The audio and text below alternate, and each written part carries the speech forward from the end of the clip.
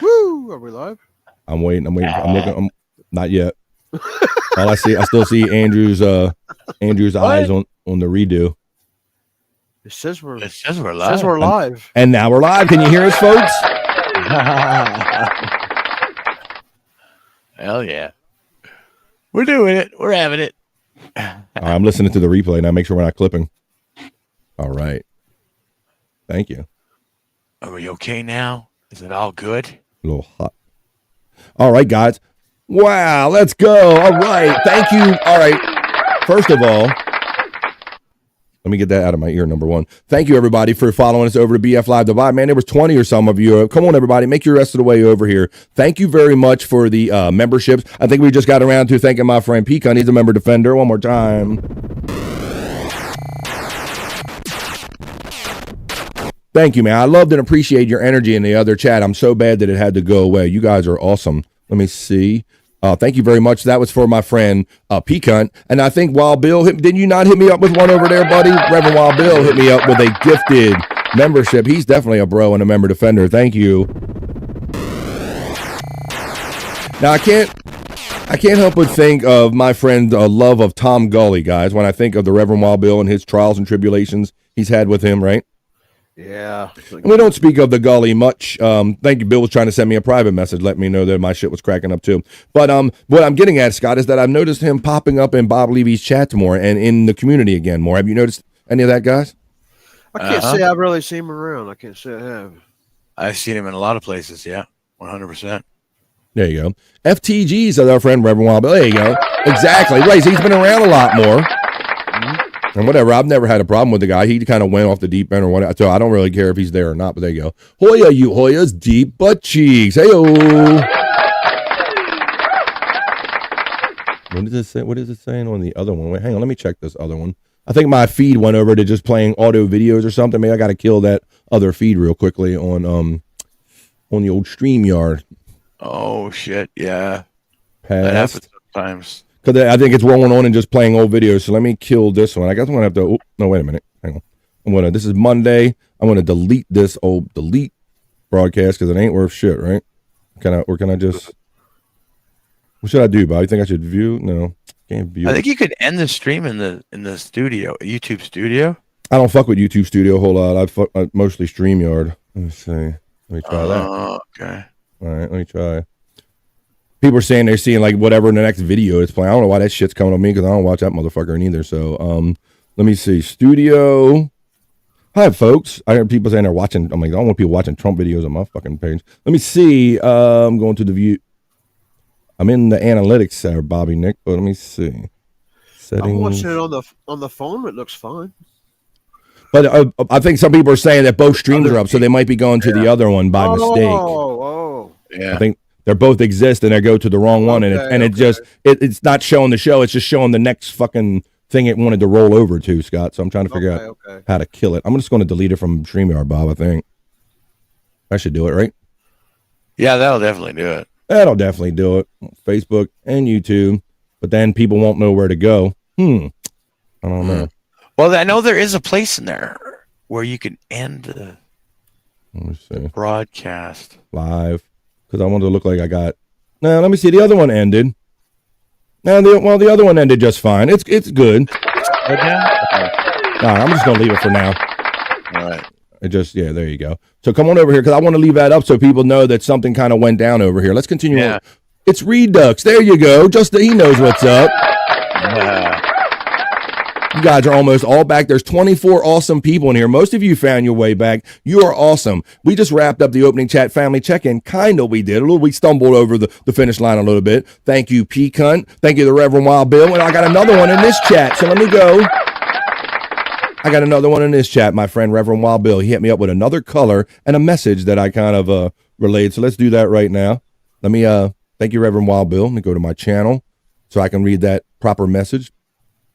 From the Reverend Wild Bill, who says, where's it at? It's right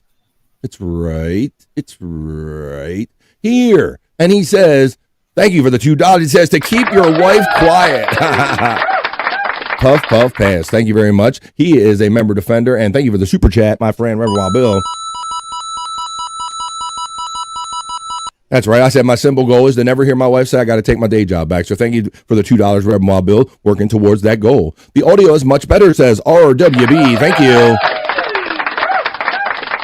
Wait a minute. Mandy Diff checks in and says, finally. Come on, let's puff. I'm ready just in time for Mandy Diff to check in on the vibe. Let's play her little thing right here. Happy Monday, Mandy. Come on.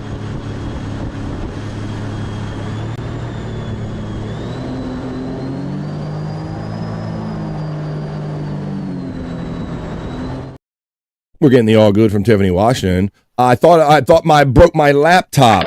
Thank you, Bart. Hey, I'm glad at least if you're in bed, you're in your home bed, my friend. Bart checking in from home, checking in. Hope you get better. Couldn't find the stream. FTGs, it says. We got the FTGs going out there. Hoya, you Hoyas, and Deep Butt Cheeks has Scuff with Shane. Let's go. I got deep butt cheeks. Let's go, you guys.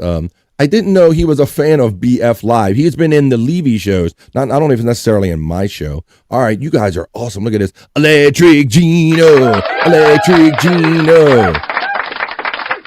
What's up, Justa? He's checking in. I'm only showing one. Good, Wild Bill. Thank you, my friend. Little technical difficulties we're dealing with, but we persevered, did we not? Hello, everybody. Brian made his way back over to the new stream. We were having audio difficulties.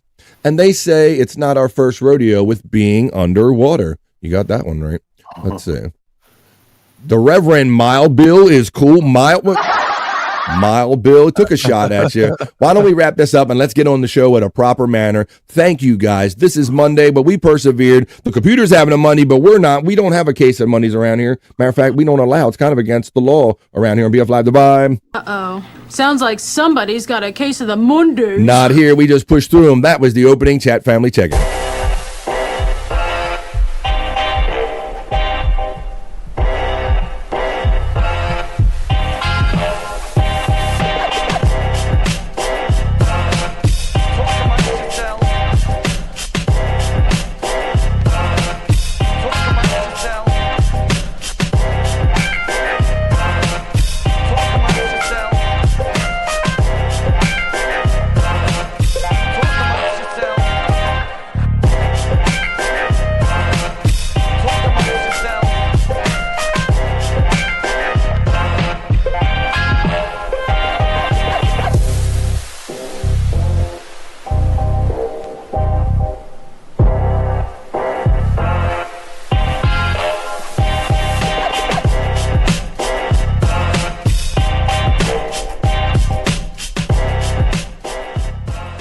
Amongst yourselves. That's right. Talk amongst yourselves. That's right. Pushing through our technical issues to persevere to hang out with chat family. You know what, guys? I was doing a little research, and I think I just figured out. I got some video on why my shit stopped working. Right, bros? These guys stopped running.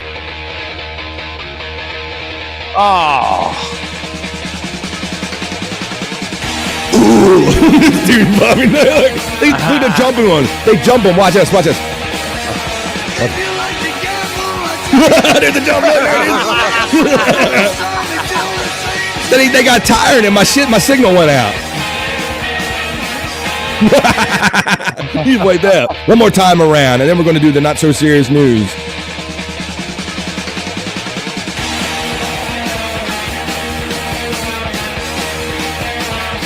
I'm the fucking lazy guy.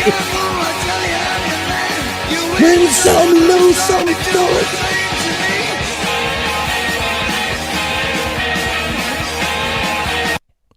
There you go. That's Tazo. I think they got tired, and that's why my signal was a little choppy there earlier, guys. All right. Let's see. Don't listen to RWB. He sucks. Nobody's checking in. That guy. Hey, that guy. The Reverend Wild Bill's nemesis checks in. Mr. Nobody. You're somebody here on the vibe. My name is still Nobody. Well, you're somebody here, like I said, on the vibe. That's a video of my brain, says Mandy Diff. Here's your brain on drugs and K. All the activity and all the fun that's going on in Mandy Diff's brain. We're going to get the gravity bong count from Mandy Diff probably in just a minute. But probably in the time that it takes me to go over to my news desk and do the news. No, wait, don't run, Nobody. I got fun news for you. And what did I promise in the first thumbnail? I promised you raining monkeys, and I will deliver. Yes, I have monkeys.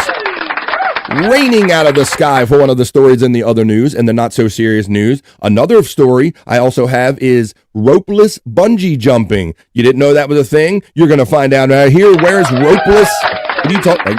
Like BF, it's right in the name, bungee, rope jumping. I got ropeless bungee jumping and a lot of other fun stuff that I'm going to deliver to you now because I'm convinced that we can have fun with the news, and I'm going to prove it now. This is the other news. This is the BF Live The Vibe, not so serious news.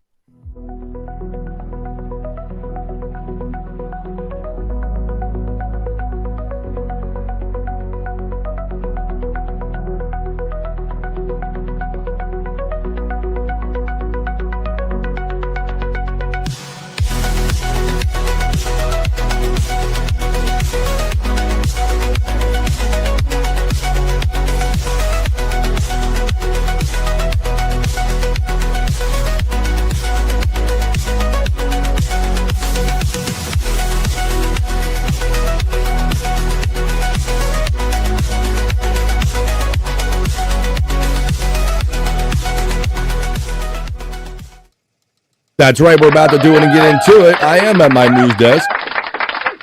It is BF Bobby Cronkite time, and this is the Vibe Other News. This is the Not So Serious News. It's Bobby Cronkite time at Scuff with Shane and our friend P. Cunt loves saying. I threw out the Juggle at Jen WWE emoji to see what it looked like, guys. You see what I did, Bob? I got that one from her intro from one of the matches on P. Cunt 420. Oh, yeah. Okay. Cool. That's where I got that from. So that is the Juggle at Jen emoji here, if you're so inclined, on BF Live The Vibe.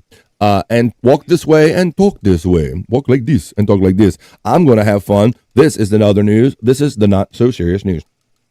I got some other fun stuff I'm going to share with you as we go along, too. And our first story, I guess I got to start off with this. I want to see, this is like a generational thing, and this person lived a long time. Famous celebrity kind of passed over the weekend. I want to see how many of you are familiar with her. There's the first clue right there. Maybe some of you, that's just enough that you know right there. But on BF Live The Vibe, we like to acknowledge celebrity death in a certain way. This is the BF Live The Vibe. As soon as I find the element, well, we got to say it out loud. Where the hell is that? Where's my celebrity death report element? Son of a bitch. Come on, you can do it. It's time for the Celebrity Death Report. BF Live Celebrity Death, Marriage, and Divorce Report. They lived, they loved, they died.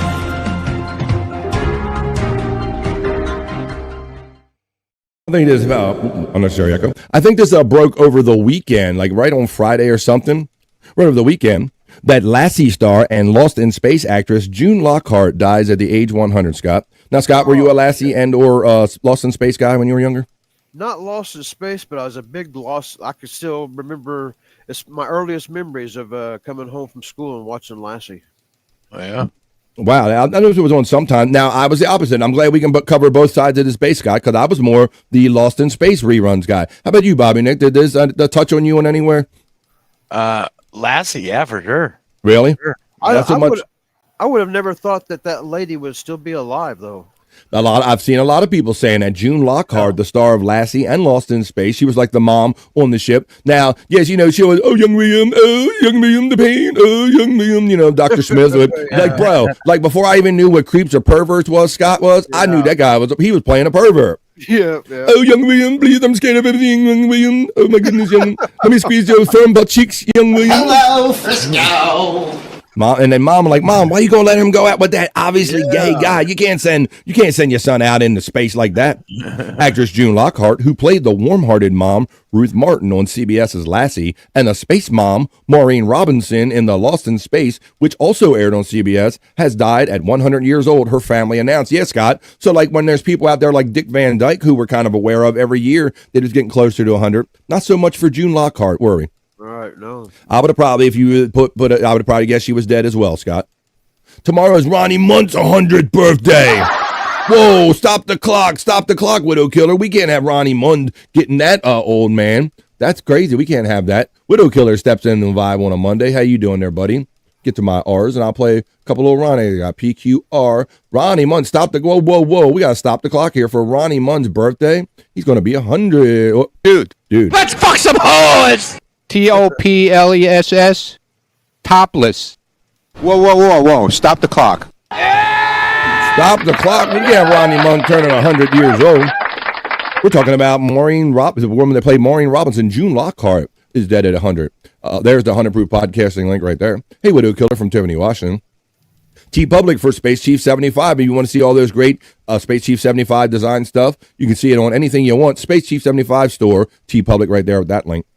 It says that Lockhart died of natural causes on October 23rd at her home in Santa Monica, California, with her daughter June Elizabeth and her granddaughter Christiana by her side, according to a statement by USA Today.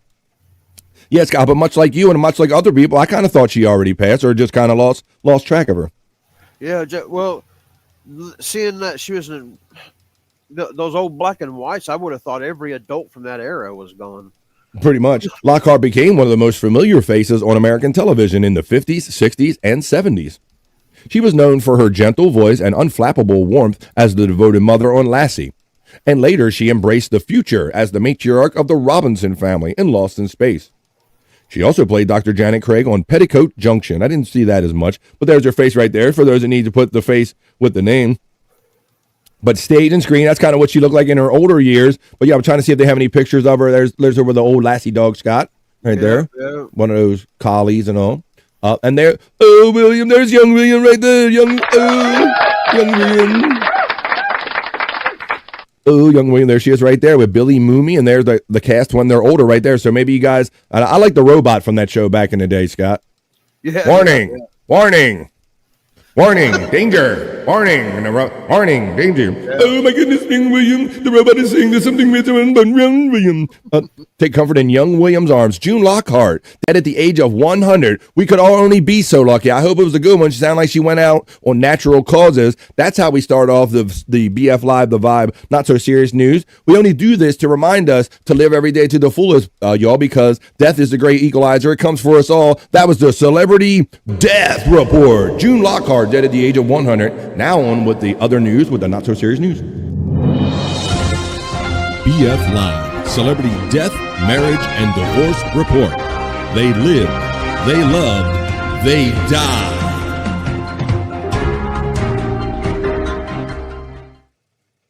And on we go with the other news, with the Not So Serious News. Let me see if there's any comments about June Lockhart. Warning, young William. Dr. Smith is coming for Uranus. Warning. And I'm not talking about the planet. Warning. Okay. Let's see. Around her birthday, she'll do Articulate John stepped into the vibe while I did that story. On the other news, on the Not So Serious News, I have another one. Let's see.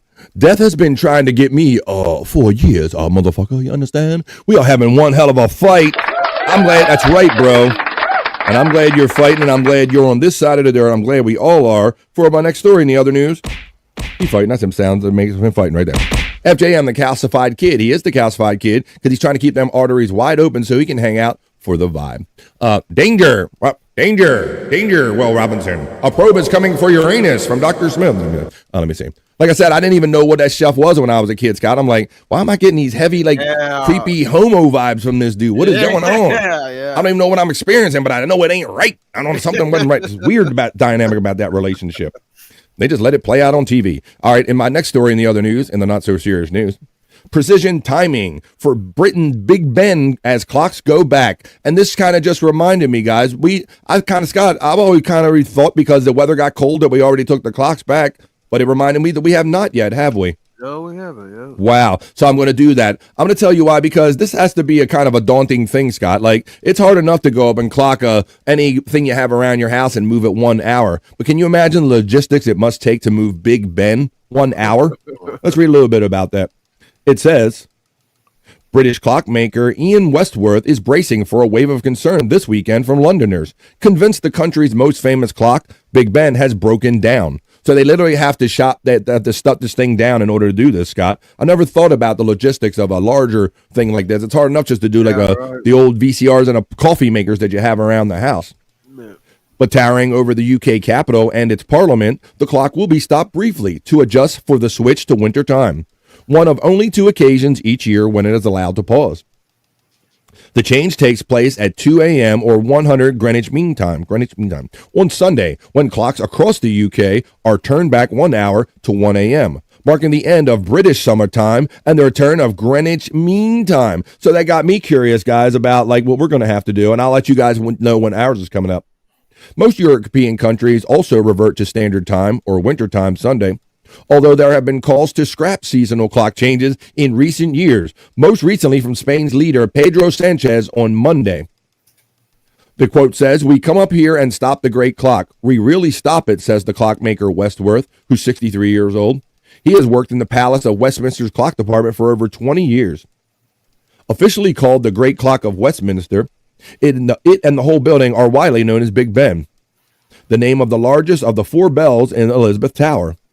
The nickname is thought to have derived from Benjamin Hall, who oversaw the bell's installation. So that's what they have to do, Scott. But that's not what we have to do. Let's talk about our daylight savings time. And it got me curious, Scott. And so I'm like, what's going on here?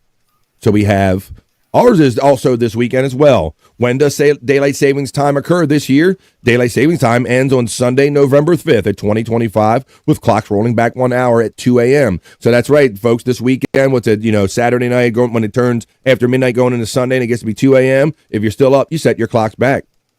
With the change, it will get darker earlier in the evening across the United States.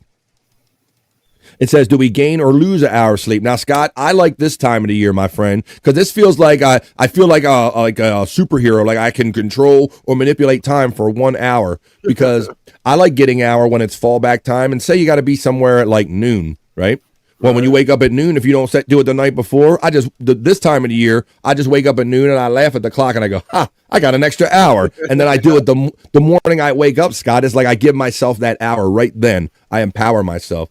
Do you play any games like that, or you just set the clock whenever you wake up the next day, or you the night before, guys, so it's already that way when you wake up? Now we got phones and shit, though. Yeah, I mean, I don't never really pay. Don't have to fuck with it. Yeah, I don't really. Yeah, because now, really affect me. Right? Because now with the phones and everything, you used to rely on all of our other clocks maybe around the house, but now with your phone, you always know what time it is, and they update it and all. So, but my phone and my PC, they automatically update. Right. I don't really care about any other clock. So is that why you just let them be? So half the year they're right and half the year they're wrong, huh? Yeah. I like that. When I was working though, and it depending on what shift you was on, you either had to work that extra hour or you got an extra hour off. Right. That did happen sometimes with those second and third shift people. Well, hey, how are we going to monitor?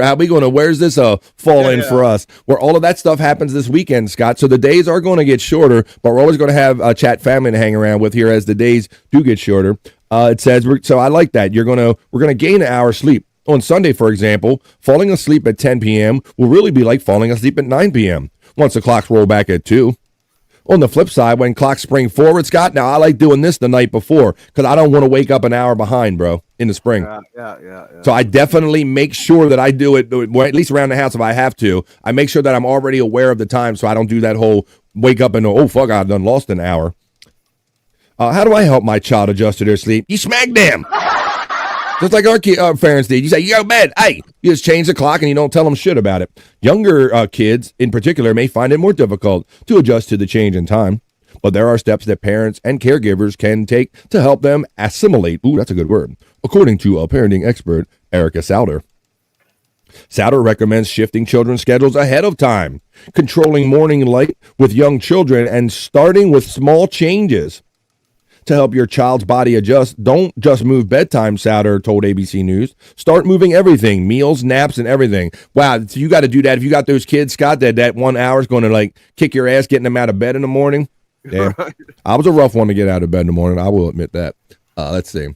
And we can get into it because there are literally still some parts of the United States that don't acknowledge it at all. And there are some states, I believe, Arizona among them, Scott, that has like no less than 5 time zones because they have Indian reservations there. Oh, really? So parts of some reservations acknowledge it, some do not. I think Arizona has no less than like 5 different weird time zones. But the majority of the United States does recognize daylight savings time. And, we heard all the complaints. We only hear them for this week, Scott and Bobby Nick, right? Like we heard in Britain, somebody in Parliament or some Spanish guy brought up something, but yet nothing gets done about it, right? We complain for a week, but nobody does anything about it. Yeah. Now, daylight savings time officially became established law in the United States in 1918 with the passage of the Standard Time Act. according to the U.S. Naval Observatory's Astronomical Applications Department. The change was implemented as a way to maximize daylight hours to help save on energy consumption during World War I. Over the next several decades, legislators made unsuccessful efforts to repeal daylight savings time nationally, as some individual states and cities reverted to the non-daylight savings time hours. In 1966, Congress passed the Uniform Time Act, which established a uniform daylight savings time throughout the United States. The United States Department of Transportation, the federal agency that oversees time zone. But it does go on to say about the other ones that don't acknowledge it. Here we go, right here. What states do not follow daylight savings time? Hawaii and most of Arizona. With the exception of the Navajo Nation, which stretches across Arizona, New Mexico, and Utah, there are only 2 states in the nation that do not participate in daylight savings time, according to the Department of Transportation. Additionally, 5 U.S. territories also do not participate in daylight savings time, include American Samoa, Guam, Northern Mariana Islands, Puerto Rico, and the U.S. Virgin Islands, but do it November 2nd. Yeah, thanks, Reverend Wobble. I see even this signal was clipping a little bit. I was going to have to do like the Bobby Roboto. It's been a minute since I've had to do that. Yeah. Signals in the water, Bobby from Roboto.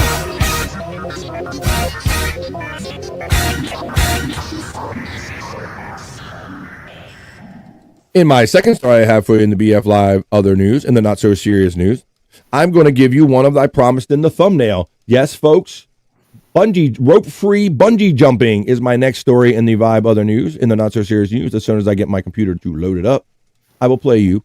I'll give you said report. Did you say rope-free bungee jumping? That is what I'm saying, Scott. You're like, but what is BF talking about? Like, what can he actually? Is that really a thing? Sounds like death to me. Kind of does, Bobby Nick. It sounds like just basically what it is. Kind of like just jumping. And if I could get it to load, it'd be a cool story to show you on the other news, on the not so serious news. It currently doesn't want to load up. I'm going to have to come back to that story. Let's see. It's still just a spinning and a spinning. Gotta love that internet. Let's see. Not so serious news. So I can go to another one. I'll come back to that story if I have to. Let me see if this one loads up. This one's story loaded up, so it must be something with that particular site. All right, well, I do got another story, and I like this, and we always talk about the viral videos and why, I think that at least through my video feed, I always see more people acting a fool than doing good things, Bobby Nick. That's just my take on the world through social media, right? Normally you see people robbing people. I don't know. Maybe it's my feed or something. What are your guys' take on that? Do you think you see more people acting a fool and showing their ass, showing the good side of social or humanity, or what do you guys see on social media? People are horrible. Oh yeah, pretty much. Well, then you're helping back up my story there, Bobby Nick. That other story is still not loading, so I'll try to come back to it. I thought this was a great story, and it was a teachable moment, and another thing that just lets you know that maybe not everybody out there in the world is an asshole. This story involves a father and a son and a candy shop. A Good Samaritan dad and his son go viral for protecting an unlocked candy shop, guys. Now, can you imagine this in a particular city or area where people maybe aren't as good? What would happen to this shop, Scott? Empty. You can only imagine. So I like this story. It's a good, positive story. He's got a kid there, so he's teaching him a good movement, and it lets us all know that maybe there's some people out there like us, that maybe not everybody is an asshole out there. I'll actually show you what these guys did. It was a sweet slice of life caught on camera between a father and his 4-year-old son when Connor Smith realized a new candy store in their favorite shopping center had left its doors unlocked all night, Scott. Brand new store and unlocked all night. In surveillance video, Smith tells his son that they need to find a security guard to help lock up the business. Now, maybe some other characters are like, hey, let's just ready to take the candy and run, Dad. Hey. But this was a teachable moment, right? They briefly left to find a phone number for help and returned to wait for the security guard. To pass the time, Smith read the bulk candy rules to his son, Charlie. Didn't even go in the store. I think I'm going to show you the actual video of what they did.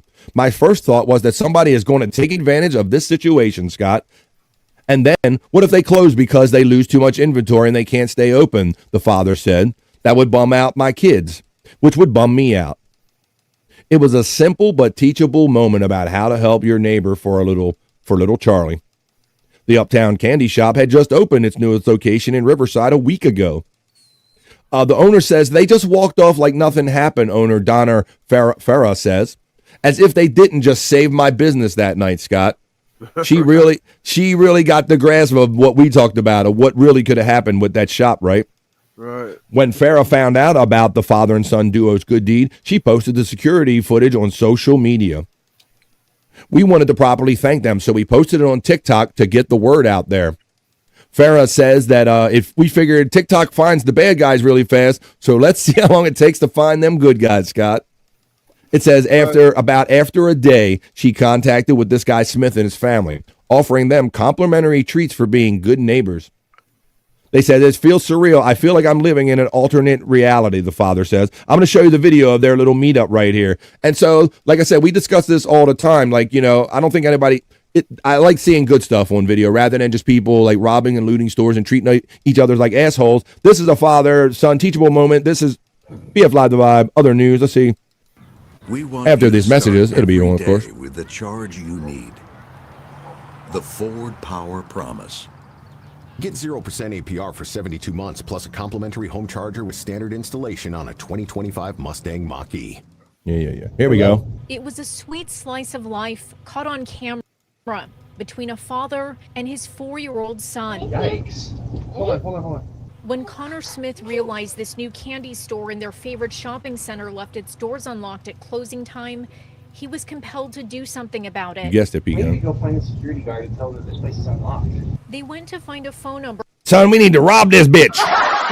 Teach you how life is for real, son. for the property's security company. Take advantage. Returned, and Dad read the bulk candy rules aloud to his son. No sampling for kingdom. As they patiently waited outside the door for a security guard to come lock up the shop.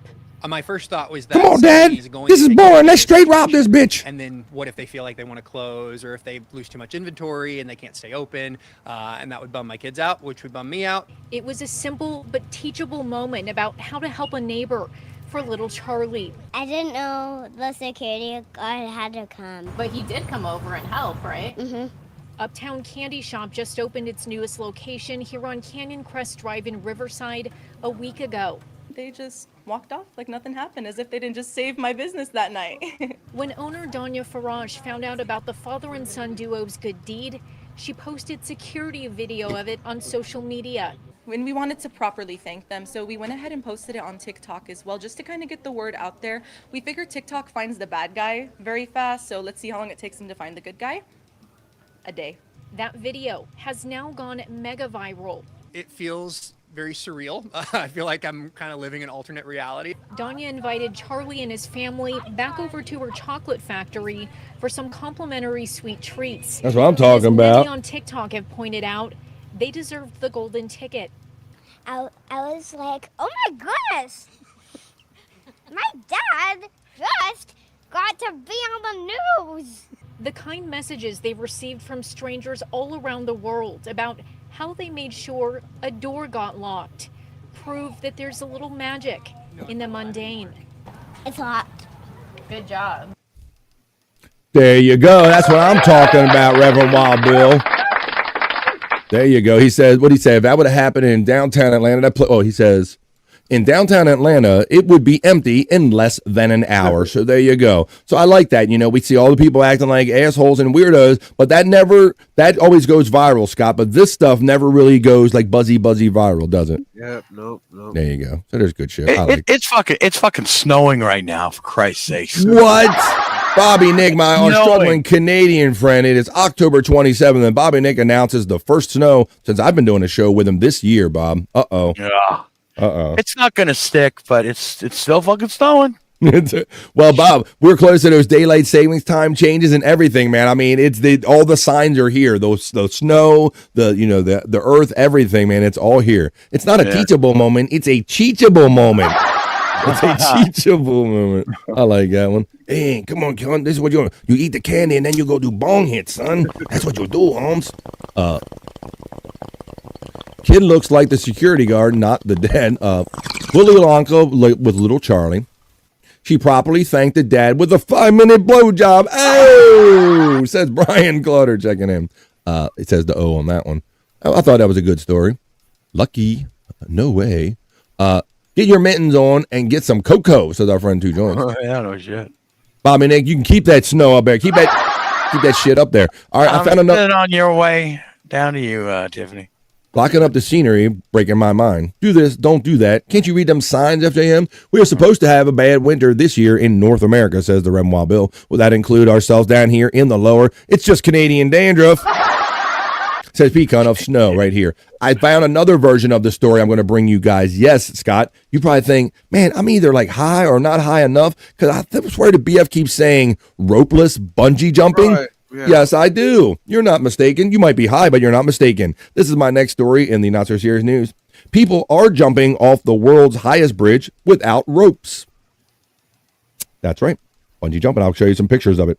It's in China, of course. Chang's Huangtai Grand Canyon Bridge was supposed to be a symbol of progress. It's now a lightning rod for disbelief. The world's highest road, rising more than 2,000 feet above the Bay Pan River. My God, that's like a mile. Oh, my goodness. Recently became the site of rope-free bungee jumping, Scott. Experiment that has unsurprisingly drawn much skepticism as it has attention. Videos of the test show workers dropping 100 to 200 pound sandbags into a platform into a massive rainbow-colored net. As they hit, the net droops quickly downward on a platform, never touching the ground. Organizers call it a proof of safety. Viewers call it a very bad idea. Within days, the clips were everywhere, feeding one of the internet's favorite pastimes, collective anxiety wrapped in fascination. Unlike traditional bungee jumping, Scott, participants in this version would willingly leap without a cord, landing in a net anchored at four corners.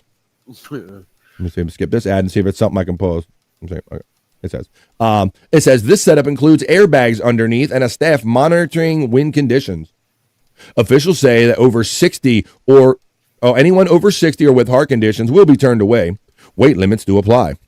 The ticket price is about $238, which is actually cheaper than the regular bungee offered at the same site, Scott. So yeah, if you don't use the bungee, we'll make it cheaper. We'll make your death a lot cheaper on you.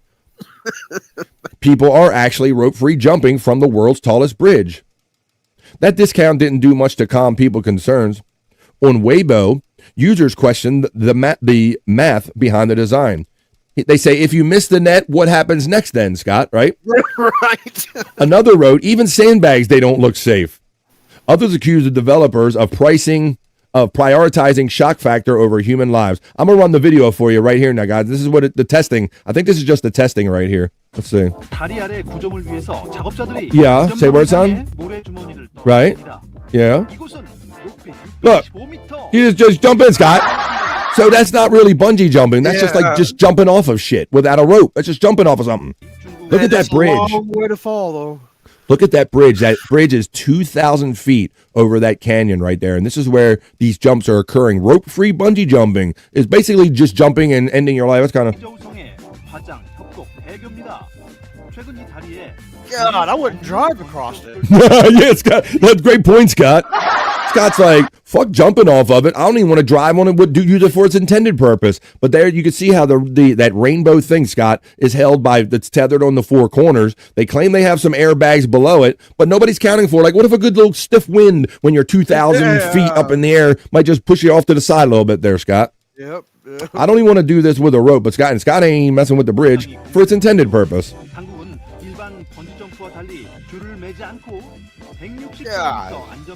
Right, Scott with Shane. He's got the rope. Look at these pussies with the rope. Like, even with the rope, Scott, I don't even want to fuck with. Oh, there you go. That's without the rope. Sandbags.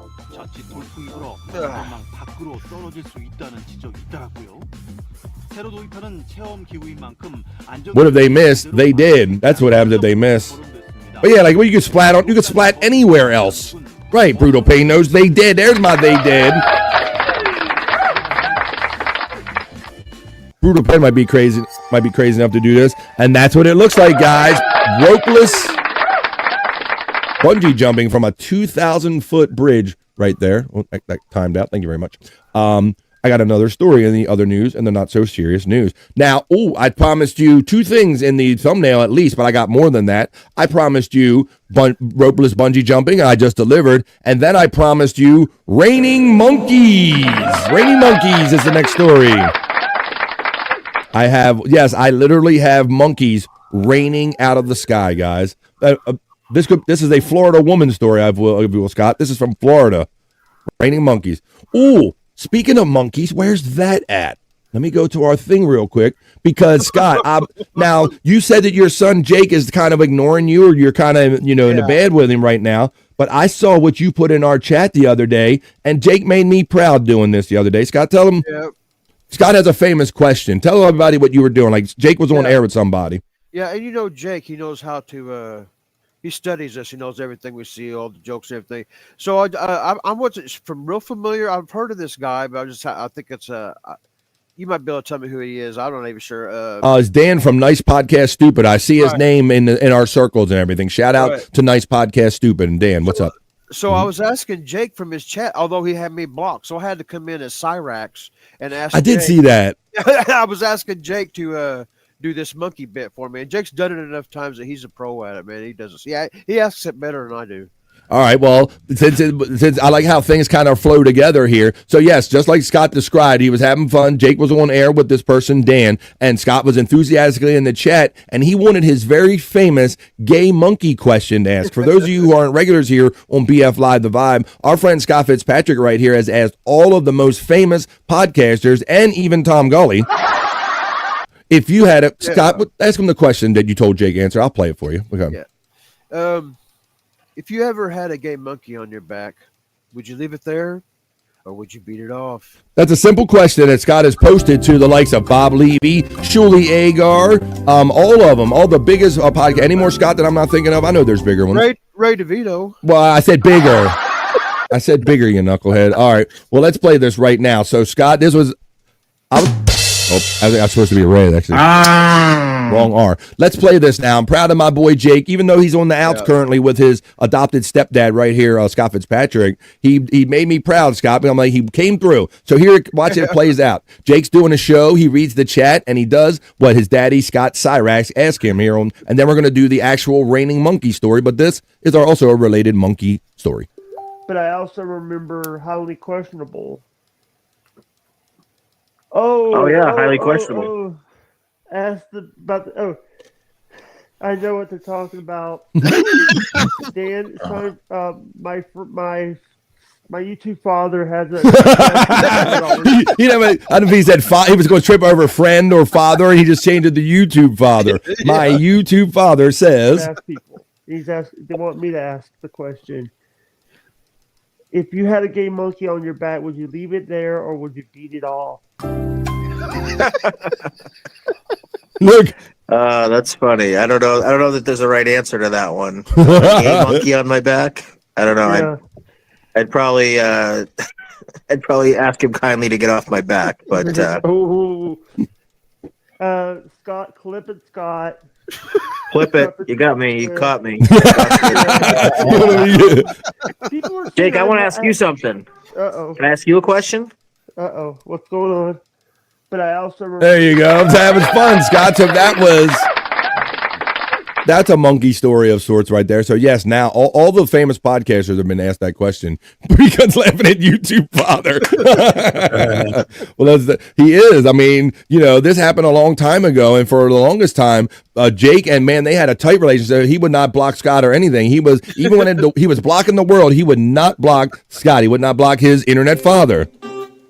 What's up, guys? Hey, buddy. How you doing? Hey, that is kind of true. By the way, Bob was also once his internet father. By the way.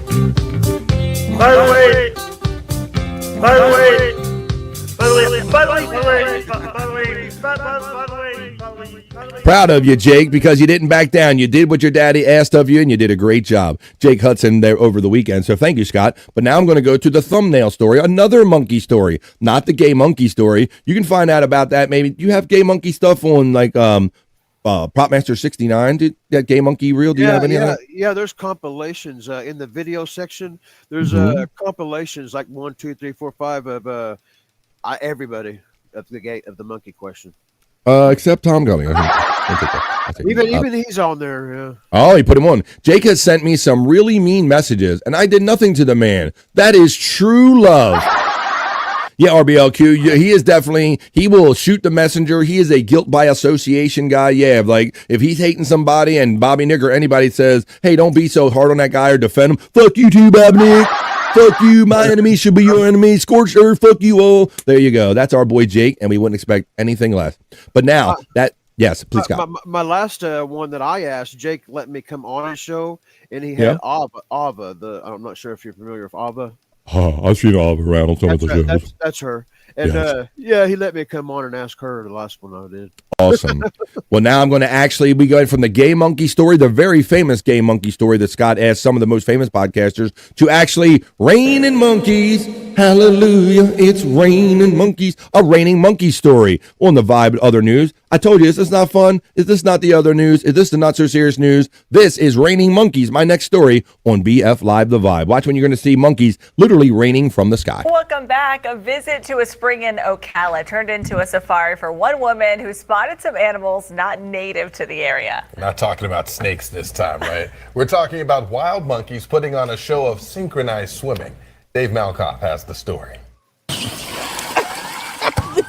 What the fuck? If you're wondering what that is, flying like a sack of potatoes. Yes, that is literally, keep watching, guys. I promise you, I come through with my promises. Raining monkeys on the other news. Come on. Come on. Anderson Cooper ain't going to give you this shit. You get raining monkeys here on the Vibe. Potatoes from a tree in Ocala, Florida. This is like crazy. We'll let Trenda Kitchen tell you between fits of laughter. And it's raining monkeys. Hallelujah. The kayaker says her peaceful ride through Silver Springs State Park was interrupted last week when she's on a fucking kayak, Scott. Imagine being in a kayak. You're just like, I do stand-up paddleboarding. If I was just stand-up paddleboarding and it's literally raining monkeys, hallelujah, it's raining monkeys. Of rhesus macaques began leaping from the surrounding trees into the water. Macaques are falling out. It's raining cacks. Jumping in. There's one jumped in right here by me. Look at that one. It was overwhelming excitement. Kitchen told CBS News she hoped to see the monkeys, but didn't expect this.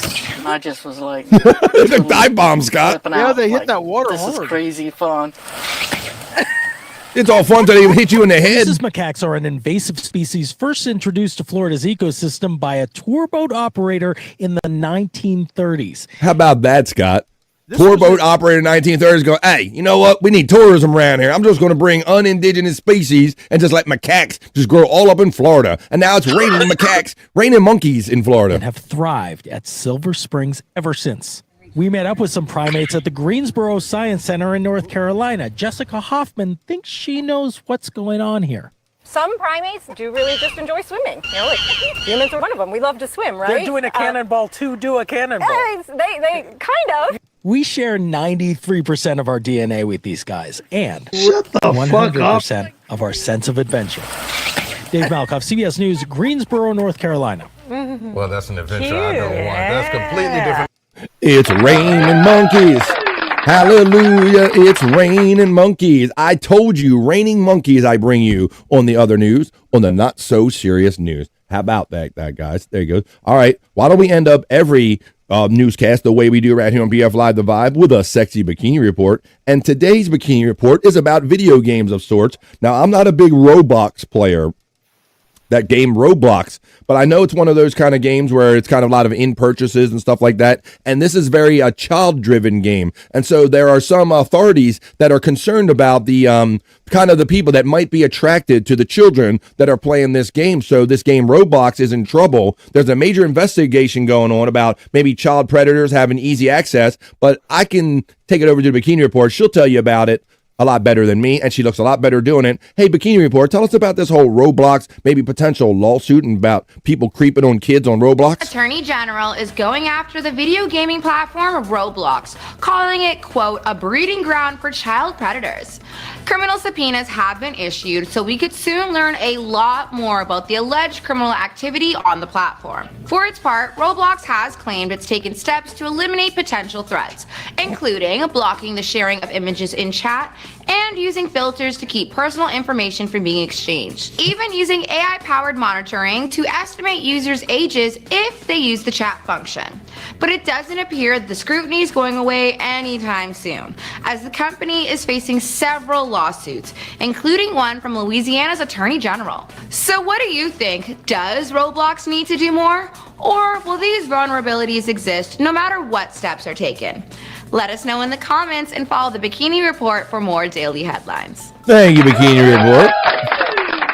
It's just, the bikini is this thing, whatever. But there you go. Yeah, they're worried about it being kind of a breeding ground for maybe child predators because there's a lot of children on there, not a lot of age verification or people kind of checking, making sure it just isn't like old dudes creeping and acting like they're a bunch of young guys. Let me see. RBOQ checks in, my bro, and says, I miss my Xbox 360. There you go.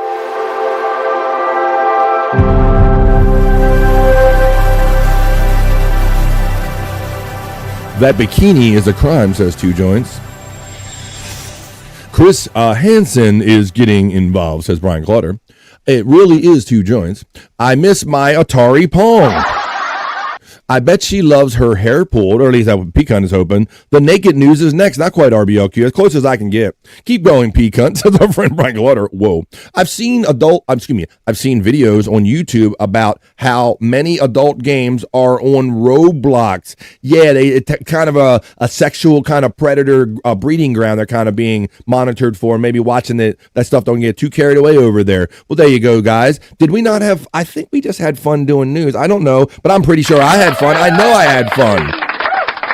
Let's wrap up the news and tell you where we're going for the rest of the day, because we're about only halfway through this episode of BF Live The Vibe. I hope you enjoyed that. That was the other news. That was the not so serious news.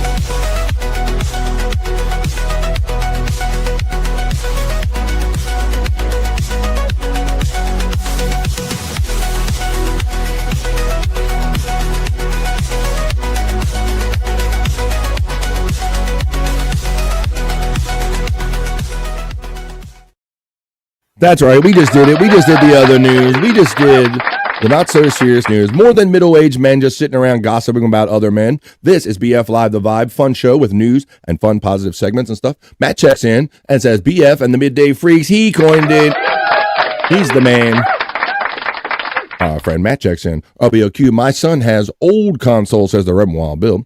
There's the Juggalette Jen emoji for those of you joining late and didn't realize that Juggalette Jen has her own membership emoji since she asked for it, and she's so nice to add one family member every day. I obliged that. You guys are awesome. That was the fun news. That was the not so serious news. Guys, we're going to take a little quick piss break because it is that time in the show. It's halfway through BF Live The Vibe. That means we got a whole nother show on the other side. And when we come back, I want to tell you about it before I get too much about it. I went to a movie this weekend. I'm going to hit you with my unasked for movie review. I'll let you know what I saw and what I thought about it. BF Live The Vibe's unasked for movie review. I definitely want to do Perry talk, and I want to do Rock You Like a Horoscope. But we're not going to get to any of it, folks, until I run this little element right here. So everybody ready to run? You have to use the bathroom. This is your chance. You can go relieve yourself. You can grab a drink, grab a smoke, grab a snack, and grab a friend and tell them that the midday fun happens right here on BF Live The Vibe. And when we come back, we're going to do National Day Calendar Check. We'll do the unasked for movie review, Perry talk, Rock You Like a Horoscope, or whatever we can get to.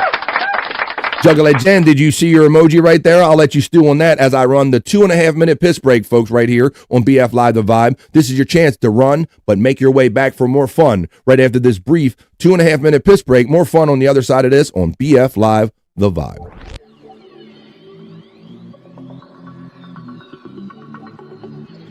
I think I need a piss break. I'll do the pee-pee dance. I'll do the pee-pee dance. I'll do the pee-pee dance, pee-pee dance. Yeah. Think I need a piss break. I think I need a piss break. Yeah. Oh, yeah. I think I need a piss break. I do the pee-pee dance. I do the pee-pee dance. Yeah. I think I need a piss break. Oh yeah. I'll do the pee-pee dance. Oh, watch me now. I'll do the pee-pee dance.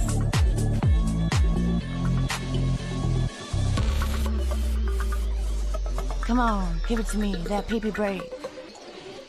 DJ, hook it up. Drop that beat. Yeah. I'll do the pee-pee dance.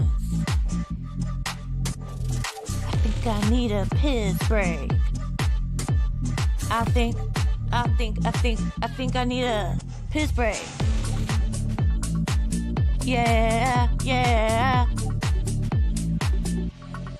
Watch me now.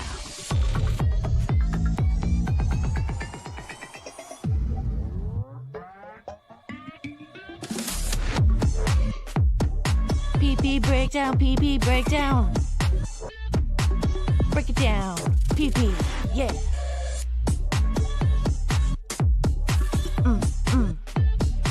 Think I need a piss break. I think I need a piss break. I think I need a piss break. Oh, yeah. Wash your hands. Don't be gross. I know you touched your pee-pee. I'm back from PP touching. I don't know if it's going to stick or not. If Bobby Nick is depressed about the snow or something, maybe he had to check out. Maybe his sleep timer kind of went off. But Bobby Nick kind of did the old Irish goodbye and kind of middle stuff there. So I don't know if that was purposeful or not. But welcome back to the second half of BF Live The Vibe stream show. And then somebody else checks in. I got one guy tagging in, one guy tagging out. And those regulars here on BF Live The Vibe probably know exactly who's tagging in right now. Ooh, I didn't. That's right, Andrew. Well, there you go. You got the new link, buddy. So I gave it away. He's here. Let's bring. He's queer. He's Andrew. I'll wait, Andrew. You got somebody behind you, so I'll wait.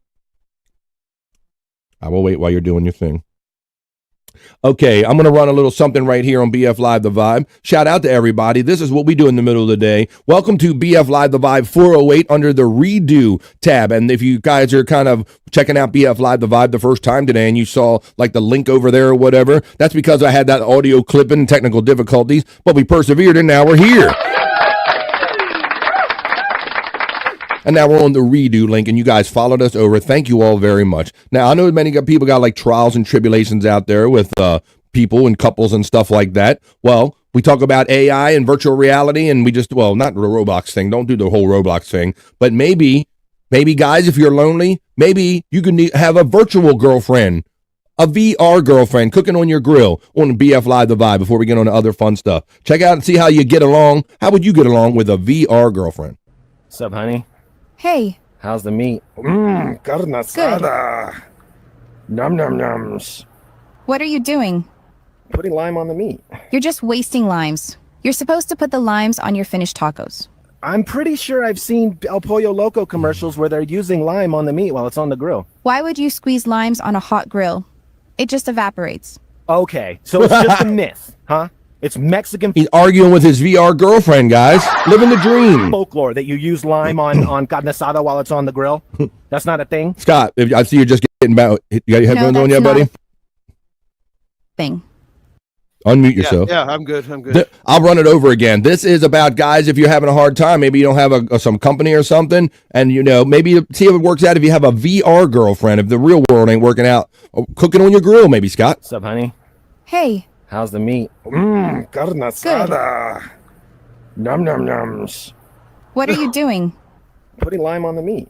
You're just wasting limes. You're supposed to put the limes on your finished tacos. I'm pretty sure I've seen El Pollo Loco commercials where they're using lime on the meat while it's on the grill. Why would you squeeze limes on a hot grill? It just evaporates. Okay, so it's just a myth, huh?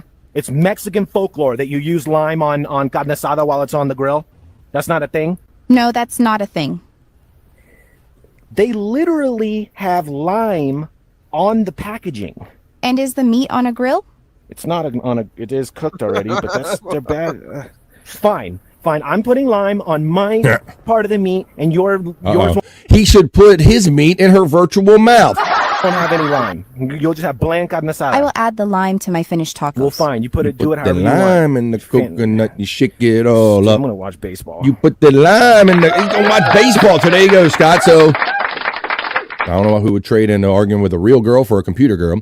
You should put a virtual meat in her mouth. All right, I'm going to bring my bro in right now. I was out of an abundance of caution. I wasn't sure if the people that were behind Andrew needed or wanted to be on screen, but I'm going to bring him in now. He's my friend. He's yours. He is Andrew the Giant. I wasn't sure, Andrew. Hey guys. How you doing, buddy? We got a fan. Yes. Hello. Hi. This is my great Aunt Ava. Hello, great Aunt Ava. In there, he didn't need to throw the great in there. Well, I'm up there in the great territory myself as well, Ava. I got some younger nieces and nephews that have children, so I'm in there with you. How you doing? I'm good. We're having a good day today. You all right? Andrew's having a good day today? That's great. Yeah. Andrew, we always have a great day when we can see Andrew on our show. I know, he looks good, doesn't he? Yes, he does. He looks great, and people love his smile, and they love his energy and all that stuff. So are you in town for a couple of days? Are you always in town? Like, what brings you here to Andrew? I'm about 3 hours away. Ah, okay. So, but yeah, I haven't been able to since he moved here from Wisconsin to be able to see him, and I'm like, I got to get up there. So you have to. Has he told you? Yeah. Has he told you about his 40?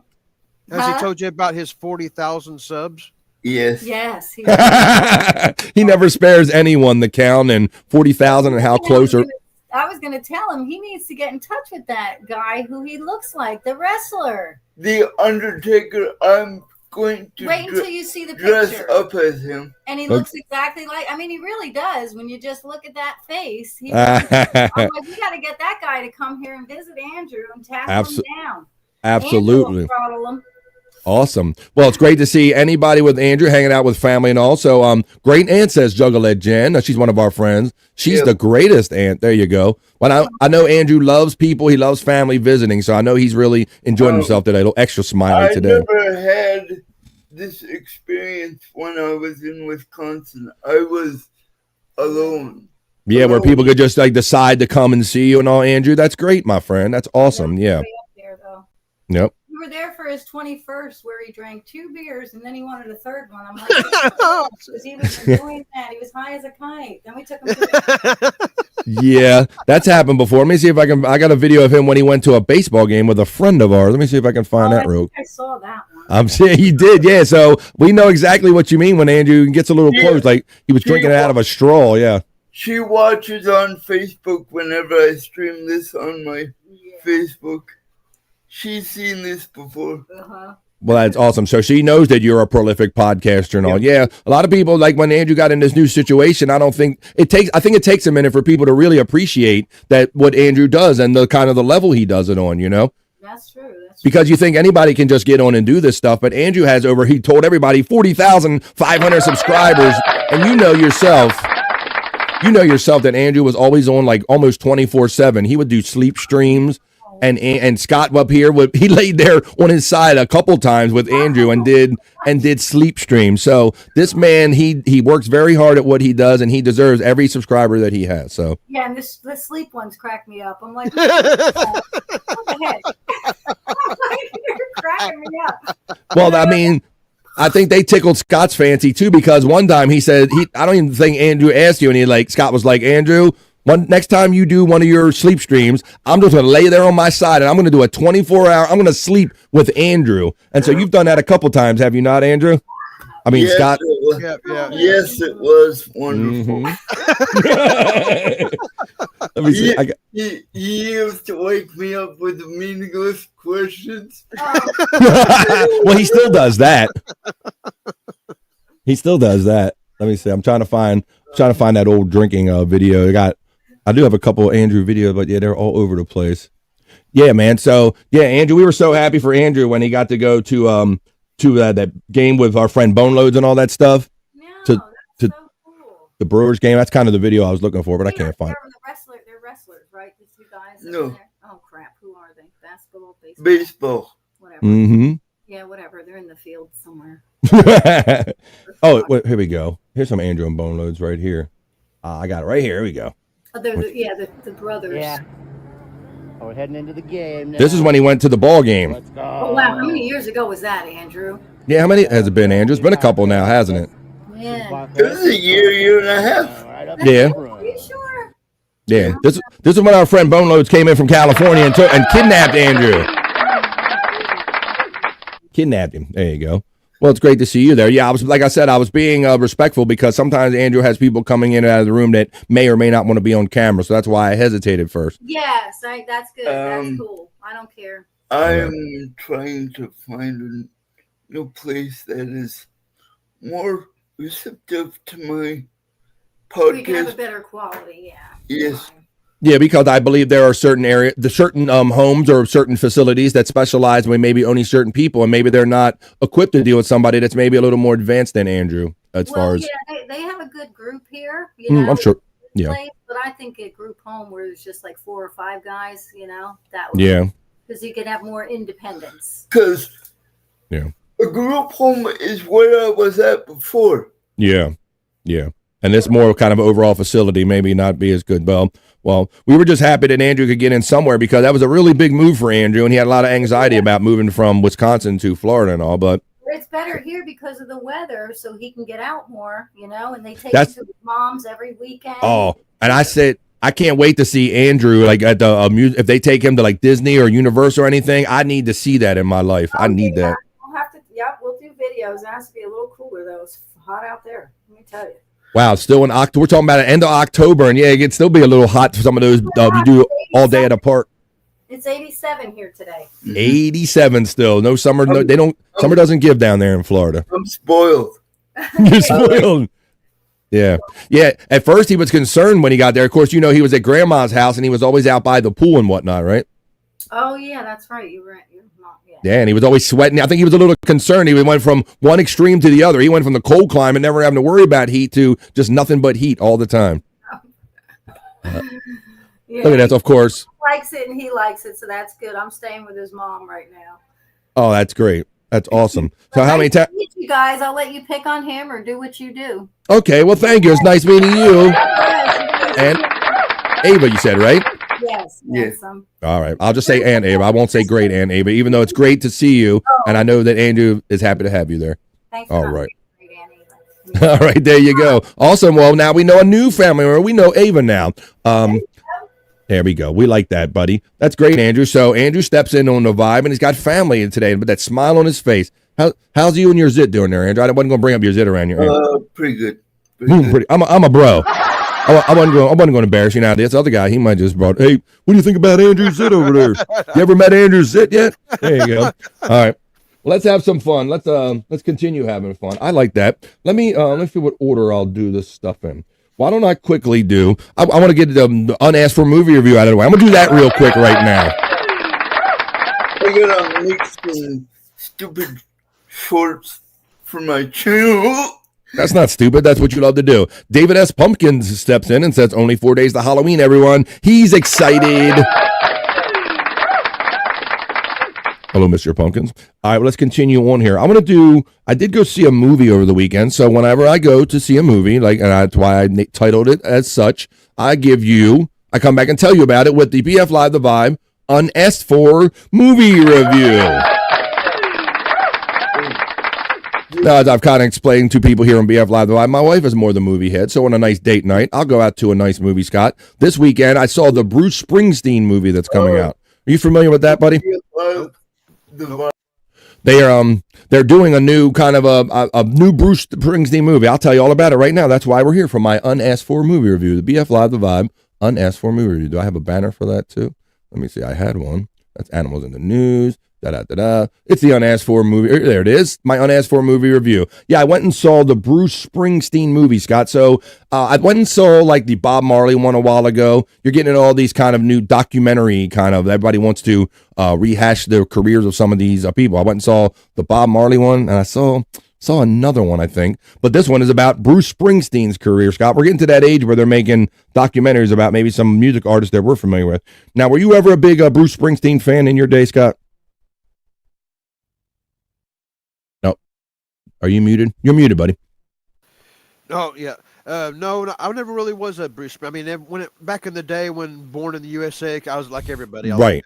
Yeah, that's what caught fire, Scott. Yeah. Now, thank you. I'm glad that you let me know how you feel about that, because my memory or experience with Bruce Spring was pretty similar. Like, if I was lucky enough to see MTV, Scott, some of the music geeks would talk about, hey, there's this guy that's ripping up the clubs in the New Jersey area, and he's the next big thing, and he wasn't signed to a label yet. That was before Born in the USA, Scott, back in the day.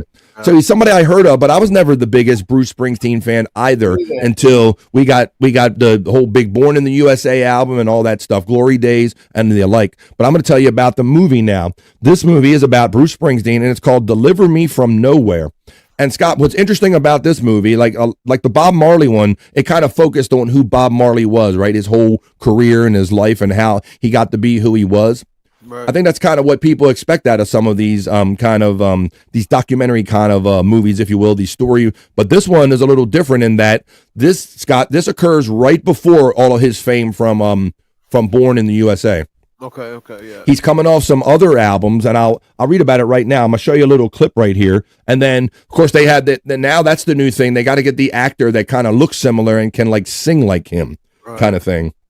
What's the one I just saw with Timothy Chalamet? I can't remember who the fuck he plays, Scott, but 10th Avenue Freeze Out, said our friend. Man, he walked into it. A 10th Avenue. So I'll let you guys know that if anybody's a Bruce Springsteen fan and you're considering seeing this isn't the typical, he started out as a kid and he found fame, and then it's not the typical thing. This, for whatever reason, this focuses on a very specific time, Scott, when he was writing an album that he had called the Nebraska album. And I understand that fans are familiar. I've always heard about Bruce Springsteen, Nebraska album, Nebraska this, Nebraska that. So he was coming off of writing some other hits, and he wanted to have like this whole, he wanted to slow down. He wanted to have like kind of this Bob Dylan kind of folk moment, if you will. He wanted to do what he wanted to do. I'm going to run you this clip right here, and then I'll let you know. Let me show you something else first. That was the old. So remember I told you, now it seems to be like they want to get these actors that kind of look like him and do like the performances, Scott. That's kind of intimidating, you know? Yeah. To try to sound like Bruce Springsteen. Yeah, Thank you. All right, so thanks for playing along, because I'm setting up my next clip. So I actually have some of the actual now the actors, like I said, they have to like replicate, if they're going to do these kind of like documentary life story things. So here's a little bit of I got some clip of it right here. This is Bruce Springsteen, a scene from like singing about some pizza. Singing about some pizza right here. Let me see. Share the screen. There's a little audio from Bruce Springsteen about his. How much for a slice of pizza? Have some pizza on the train. I eat some pizza every day. Love the pizza, yeah. Pepperoni, and I like it crusty dough. Pizza, pizza. Yeah, that's it.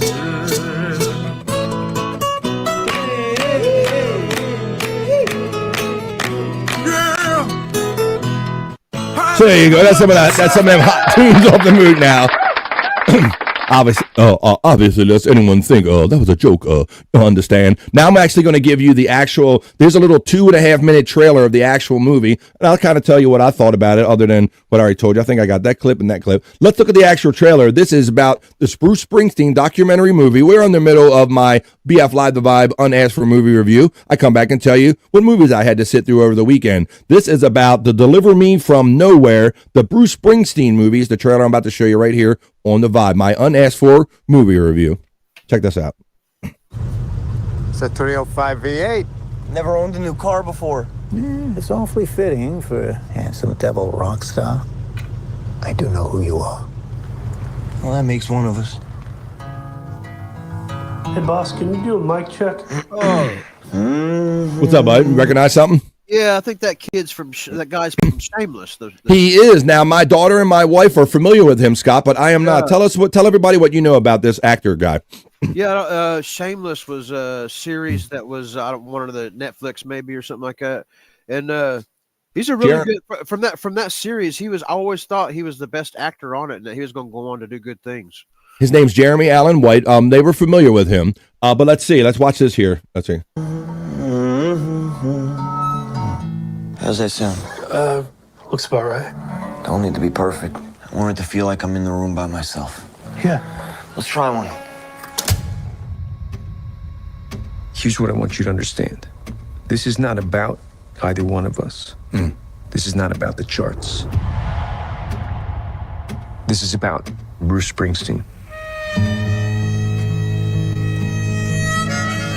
And these are the songs that he wants to work on right now. I saw her standing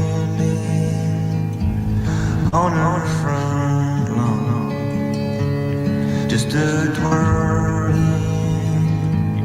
her baton. I'm gonna tell you a little story. When Bruce was little, he had a hole in the floor of his bedroom. Me and her,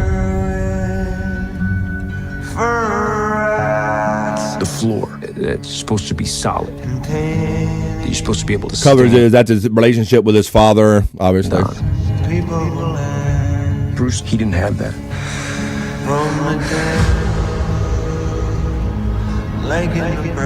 Bruce is a repairman. And what he's doing Pass with you this by, album glory hole. is he's repairing that hole in his floor.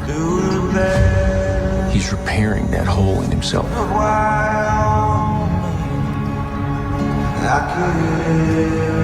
And once he's done that,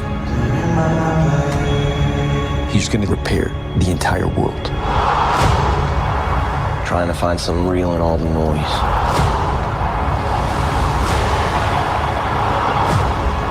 You always do.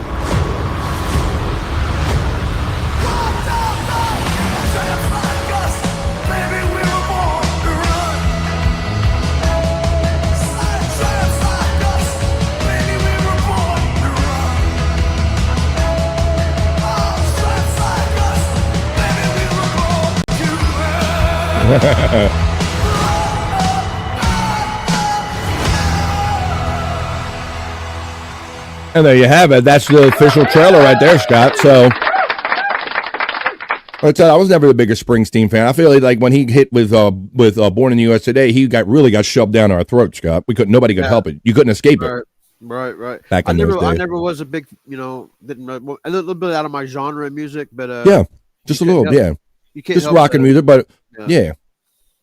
But right. I'm interested in to see this movie because it seemed like that's a good actor. That kid, I was kind of a fan of him on Shane. Well, I'm glad you had background on him. Number one, I did not, and number two, Scott, I'll tell you this: that I kind of jokingly or begrudgingly tell you that my wife likes to go into the movies, and so I go for her or whatever to do that. But I will say this: it's like she didn't come away like normally it's me. Normally I'm the negative one. They're like, I don't want to see no poorly done documentary about some things that I lived through and I know how they went down, Scott, like with the Bob Marley thing and all. I didn't want to see a church, but that ended up not being such a bad movie. But that was more of a retrospective of his life as to where this is just a particular moment. I'd said one of the things I think, Scott, with that Jeremy Allen White or whatever, like you said, he's a good actor. I think there's a danger in like just saying that, I can just hire a guy and find anybody that can sound like me, Yeah. It makes what you do not seem as kind of unique if you can just get any random actor dude to look a little bit like Bruce Springsteen and seen it all. So there you go. If you like that, if you want to go out with your significant other, or if you want it like a hate watch, like our friend Brian Clauder said, whatever way you want to watch it. I will say this, Scott. I will say this. I thought the acting was pretty good in it. Right. Like the acting, like I thought the story was pretty good. He deals with some emotional shit and all, and there's a guy that plays like his manager and his main guy, and he acted well. All the roles were acted pretty well. So if you don't think, you won't be disappointed because it isn't about the entirety of his career, and you want to see a movie that's kind of music related and Bruce Springsteen related. It tells you like all the fame he was coming off of, the club scene, and he was just hanging out in Jersey before like Born to Run and all that stuff hit. But there you go. So that's the album he did in the meantime. That was Nebraska. That was my unasked for movie review. My unasked for movie review. Whenever I go see a movie, I'll bring you another one next time I go see a movie. You didn't ask for it. Sometimes I don't know I'm going to see them, but when I do, we have an unasked for movie review. That's what we just did here on The Vibe. Let's bring our boy Andrew back in. Hey there, Andrew. I heard you're kind of still talking to people saying BF Live, The Vibe, and all that stuff right there. Let's do the next thing. Let me check that off my list. That was all right. So it wasn't so bad. A little date night movie and all. There you go. People had different opinions about that. Let me see. I like the actor who played Freddie Mercury. There you go. I want to say, I think I saw that one too. They get to be a blur. I smoke weed, people. Let's see. That was a waste of 2+ minutes of my life I won't get back. Yeah. That's 2 minutes of my life I'll never get back is what I say sometimes too, Wild Bill. Well, how about this? I'll give you a couple more minutes that you wouldn't mind getting back and even doubling up. Why don't we do check this real quick? We'll see. It's the National Day calendar. It is. We'll do the day and all that. Well, that's what we're going to do right now. We're going to check the National Day calendar, a little National Day, hey, hey, and see what kind of fun things we're supposed to be celebrating today. Little National Day, hey, hey.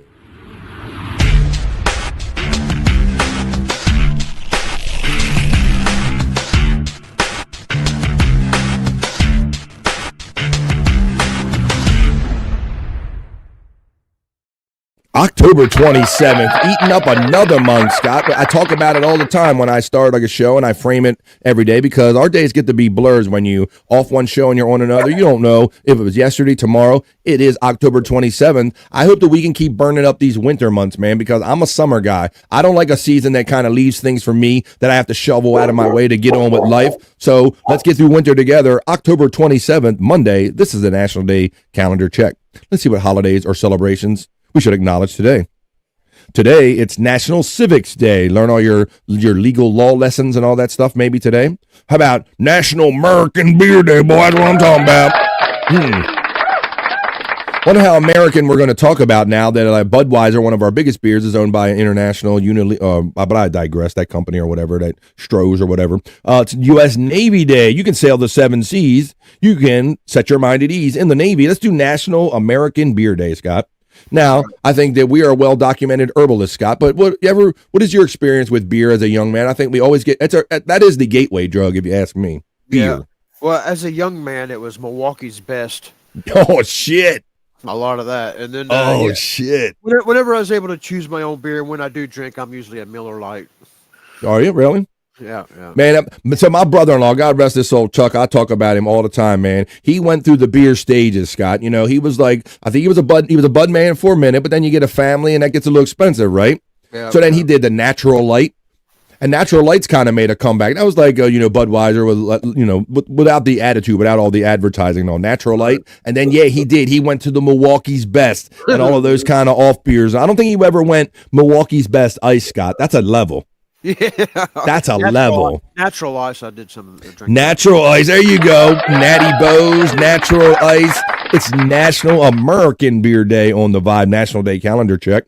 And a National American Beer Day raises a glass to the rich American beer-making history and those who savor at the continued traditions.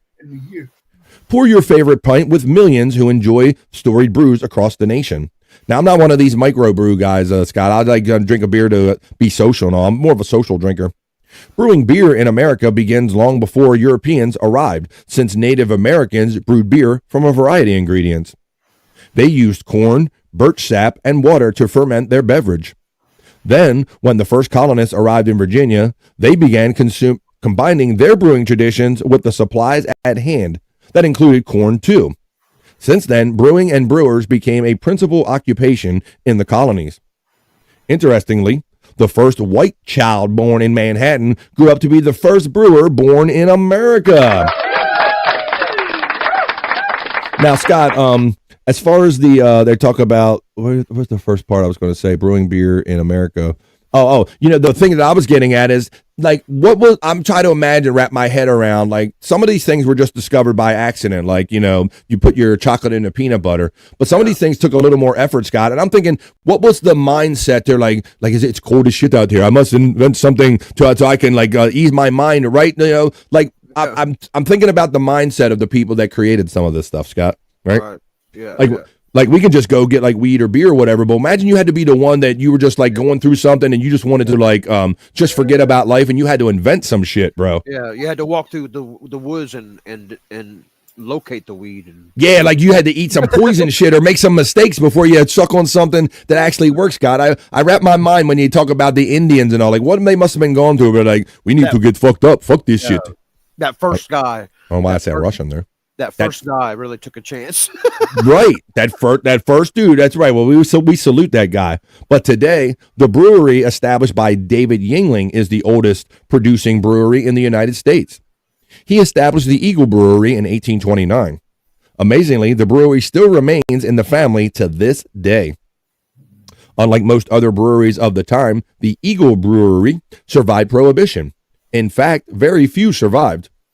Those that did survive tried various legal and illicit tactics.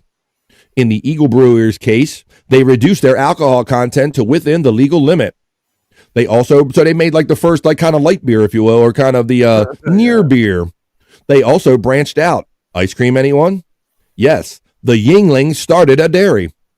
Others turned their beer making supplies into other products. When Prohibition lifted, they returned to full-fledged beer making. It's American Beer Day. It's the National Day calendar on BF Live The Vibe.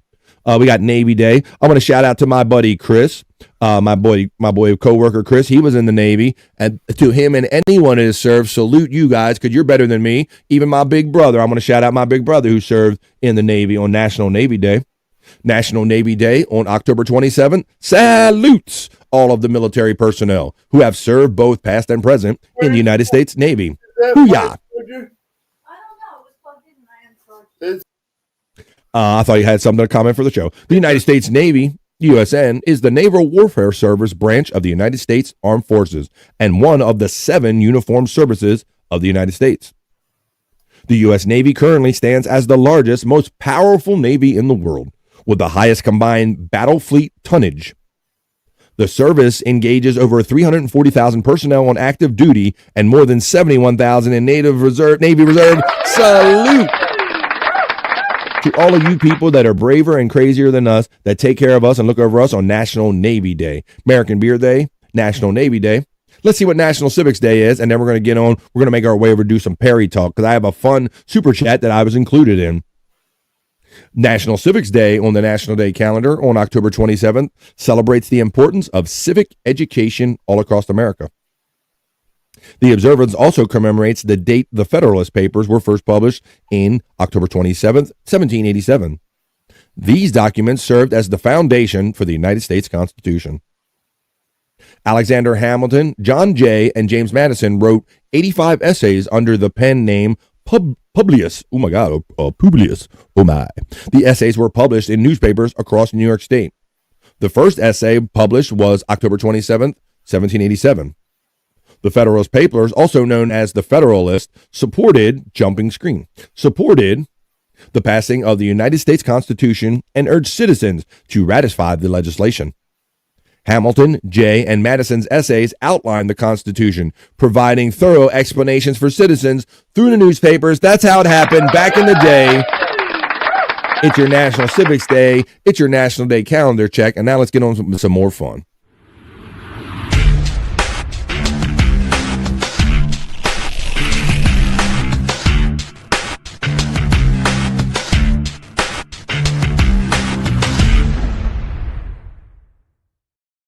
National Day, hey, the National Day calendar check. You guys are hanging out with me, Scott Fitzpatrick, not the giant Andrew, who hasn't changed his name since last week when I was trying to protect his identity, and the one and only Bobby Nick, who was with us briefly, but maybe his body told him that he needed some sleep. Well, I hope your body's telling you that you need to hang out and be with us on a Monday. Salute to Cookie Caravello. That's right. He was in the Navy. That's right. Shut the fuck up. That's right. Yes. Since I wasn't here, could we do a little, at the beginning, could we do a little... I mean, interrupting the show. Can we do that segment? Yes, what we got? Sunday recap of all football. Let's do a little bit, Andrew. No, Andrew is the Human Sports Ticker. What's on your mind, Andrew? Now, I saw your Packers last night playing the Pittsburgh Steelers on the National Sunday night game, Andrew. Tell everybody how that went. Or not. Good. Jordan Love kicked the old-timers' ass. He did. Jordan Love. So yesterday the dynamic was, for those that don't follow, is now I was getting ready to say Brett Favre, I always do it. Aaron Rodgers is now with the Pittsburgh Steelers after a long storied career and 1 year with the New York Jets and one year that he wasn't injured, right? But now he's with the Pittsburgh Steelers, and those Pittsburgh Steelers with Aaron Rodgers faced the Jordan Love, his former colleague, the Packers last night. And Jordan Love, he looked good last night, Andrew. Jordan Love looked really good. I was looking at stats between Aaron Rodgers and Jordan Love Right. for the first 3 years as starter. Nice. They're almost identical. Almost identical. He was his mentor for a time. There was a time where they overlapped, and kind of Aaron Rodgers was kind of the default kind of tutor, if you will, or kind of the mentor, if you will. Classic lineup. Yeah, so Andrew, all right, we're talking about last night's Steelers game against the Pittsburgh Steelers, and the Packers won. Andrew, talk about those Pittsburgh Steeler alternate old throwback uniform atrocities, bro. Ooh, they're ugly. They need to get rid of those. Bro, they were butt-ass ugly. Like, I thought that they... Bro, go ahead, keep on. They look like they're naked with those pants on. Yeah, they had baby shit. I'm looking for it right now from last night. Bro, they were hideous. Like, what did they have these guys playing back in the days, Andrew? I don't know what they had them playing in. I think I got a picture of it, bro. I'm going to keep you on the screen right there. Let me go. Here we go. All right, Andrew. I think I got a little something. Yeah, they were butt ugly, bro. Is this? I don't have any cable, but I still keep up with sports. I don't know how I do, but I do.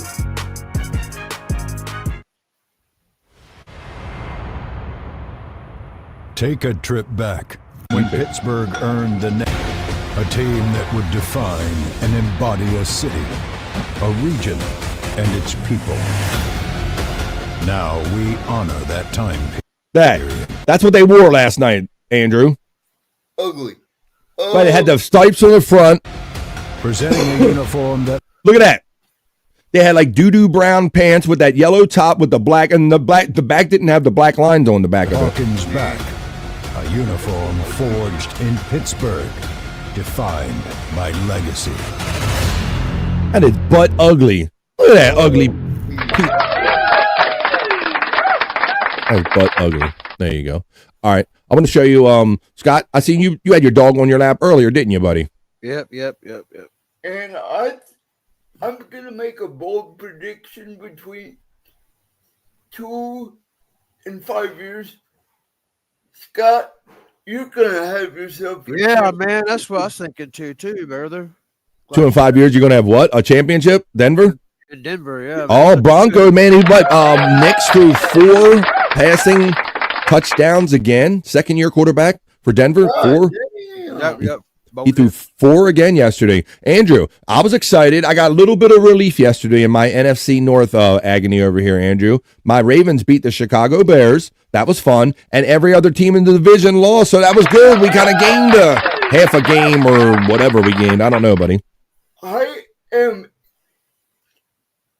One of the biggest surprises this year for football for me is the New England Patriots.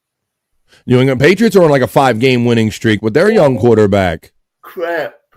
It's like, dude, what has Vrabel done to the culture? Mm-hmm. All right. How about some baseball talk, Andrew? Wild Bill says, go Dodgers. Go Dodgers. What's it, game 3 tonight, Andrew? I think the Dodgers won last game. They had Yamamoto, right? Yamamoto's a beast. I heard he pitched 104 pitches total. Full game, Andrew. That means he got a lot of mofos to strike out or pop out. Got direct hit outs. There you go. So I don't know if they're not going to have a Yamamoto every night. There's Scott with his dog. Well, Scott, make your dog watch the screen right here. Watch the screen and see if your dog will do this for... I know Scott's going to have his dog doing this for him someday. Ready? Here you go. Buddy, grab me my weed. That's a good dog, Scott. Now train him. Buddy, grab me my weed. Lassie never done that shit, did he, Scott? No. Good boy. There you go. That's what I see, Scott. They'll be bringing the weed right to Scott. He ain't going to have to move pretty soon. Pecan says, how about them Colts? He's an Indy fan. They're 7-1. I don't think these dogs will do that for me. They look at me like they're so disappointed in me whenever I They're like, we're not sure who's leading this pack over here. Am I leading the pack or are you leading the pack? I don't know. There's a thing, Scott. They do look for pack leadership from humans. So there you go. He might be. FJM, he's a regional guy, and he says Baltimore Colts. Excuse me, the Indianapolis Colts. Yeah, I might have said Baltimore inadvertently if I'd said it all. I don't know. I guess I'm kind of over that. They'll always be my childhood team, but yes, they scurried out of town like the pussies they are in the middle of the night. The Eagles says Johnny A checking in. Did Saquon get hurt? I thought I heard a little something about Saquon. I don't know. All right. That's all right. Andrew, did Saquon have to leave the game early? I believe he did. What about that running back that I got reports of, that Skidabo, that rookie running back for the New York Giants? I heard his leg, Scott, my wife says his ankle and his leg were in different directions they shouldn't be in. This young rookie running back had to get carted off the field. Oh. Skidabo, I think his name is, the young. Did you hear a story about rookie him? Running back? Go ahead. Did you hear a story about him? I just told you one. On the draft, he wore a Giants cap before he knew where he was going to get drafted. He manifested it, did he? Did he do that? Andrew, let me click through these real quick because I think I'm going to go over them one more time. He said, thank you, Wild Bill, for that one earlier. I think I acknowledged Brian Clauder for being a member defender, but if I didn't, bro, that's our friend Brian Clauder. We got him away through that contest as much as we could. We got him as far, but thank you, Brian. And Juggle Jen, you got your emoji, girlfriend? You see your emoji? I just put it out there. Juggle Jen's a member defender. And then Brian come on the other side of it and said, yeah, well, I got another one for you, BF. He's a member defender. Thank you, everybody. Yeah, Andrew. So that little sports update, we actually got some good stuff out there. Yeah, Saquon looks like groin again. Is it the Madden curse, Andrew? Getting him? I think it is. I don't believe in that shit, but I think there's something behind that. The Madden curse. We think there's something behind it. We've been sports fans a long time, and it does seem to be that there's some kind of a rhythm to that there, Andrew. I apologize, BF. I'm sorry, but on Mondays, if I'm here, could we do a recap of the week during the season? Well, yeah, we can, and I think we just did, Andrew. That was fun. We just kind of went off the dome. That's how Sports Heads kind of came up, and I wish we had more days and hours in the week that we could do it, but we just like to talk about sports off the dome. Yes, Andrew. Sorry about that. I knew you were in the middle of the segment, but no, that's all right. Well, number one, I'm used to it, and number two, at least it wasn't a Debbie Downer segment, Andrew. So if I let's just say if I didn't do it now, I probably would have forgot half the stuff I was going to. Same, Andrew. Andrew, do you watch college bowls? Johnny A wants to know. And sports. Do you watch college bowl? I do a little bit when I get the chance. I find for me that college games can be exciting to watch, Andrew, but when it gets down to the ranking and the championship time of the year and all, I think it turns into just a mishmash because you got people deciding that a number one over here isn't as strong as a number one in this division, and when a low-ranked team wins a game, they don't go up the charts exponentially when they beat a high-ranked team, but they fall down a lot faster. So I don't like the whole rating system of college sports and anything. It's Talk Baseball, Andrew. With it says just a guest checking in. All right. Well, why don't we do this? I want to get into a little Perry talk because Perry is coming on tonight. It is Monday. This is so much fun already. Let's have even more fun. I'm going to go the outside of the apartment 102. I'm going to use that ring camera. I'm going to slide over there, and you guys are going to be in the chat with me. Where's my Perry heads? Let's get into a little midday, Andrew. I'm setting up a. He's winding up. He fucking. There we go. Could someone super chat in the boring thing today to see if he would be willing to work with me? If I knew who you were talking about, I would put that message out there, Andrew. I have no idea who you're talking about. Terry Nee? No. Perry. Oh, Perry. You jealous bastard. You wait a minute, Andrew. I'm outside apartment 102. These guys let me use the camera and keep an eye on Perry, and I'm going to run my element, and we're going to talk about it all right now, Andrew. This is our afternoon edition before he comes on later on for Monday Night PCL. This is Perry Talk.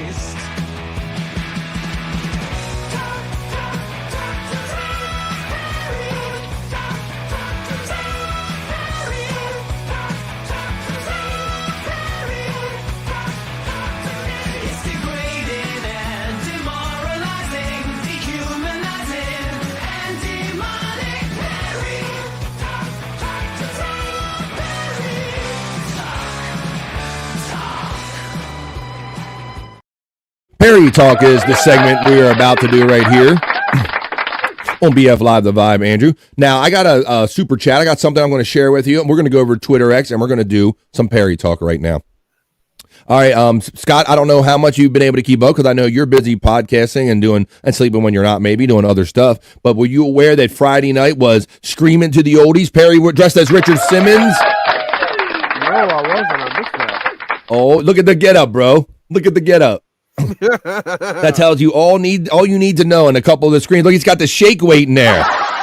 They should just call that the Randy weight. Shut the fuck up. It probably feels just like Randy did to you. There you go. But yeah, Screaming to the Oldies went down on Friday, Scott. And so they had him doing and saying and doing jumping jacks and saying all kind of crazy shit in Richard's voice. Tom would go, do it in Richard Simmons' voice. And he would talk like this. And then yesterday it went down Bob and Perry. This is where I get involved a little bit. Through the front of my friend Terry Nee, he sent in one of these super tips. I'm going to play that video for you and watch the cool reaction how Bob and Perry handled it when we get over to that video. But yes, they were together, guys. Now here's one of his exercises, Scott. It's Timu Richard Simmons. It's the middle of the day. I'm going to smoke during this. You can drink or smoke or just sit back and laugh and enjoy Perry Talk. Okay, guys. I told you, Scott. You got him. He was going, you got to say it like Richard Simmons does. You got to be more like Richard. So, okay, guys. Now you do this like you would do at home, okay, folks? And we go 1, 2, start working out. Look at the shirt. 2, 3, ow.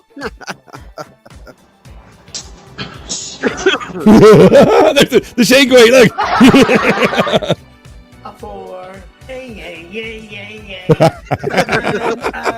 9, 10. Yeah. A 5. A 6. Look. A 8. A 8. A 9. Of course, but before any of this started, he's like, no, I'm not doing jumping jacks, anything. No, and then the shake weight, the Randy weight. Oh, yay. I was dying laughing.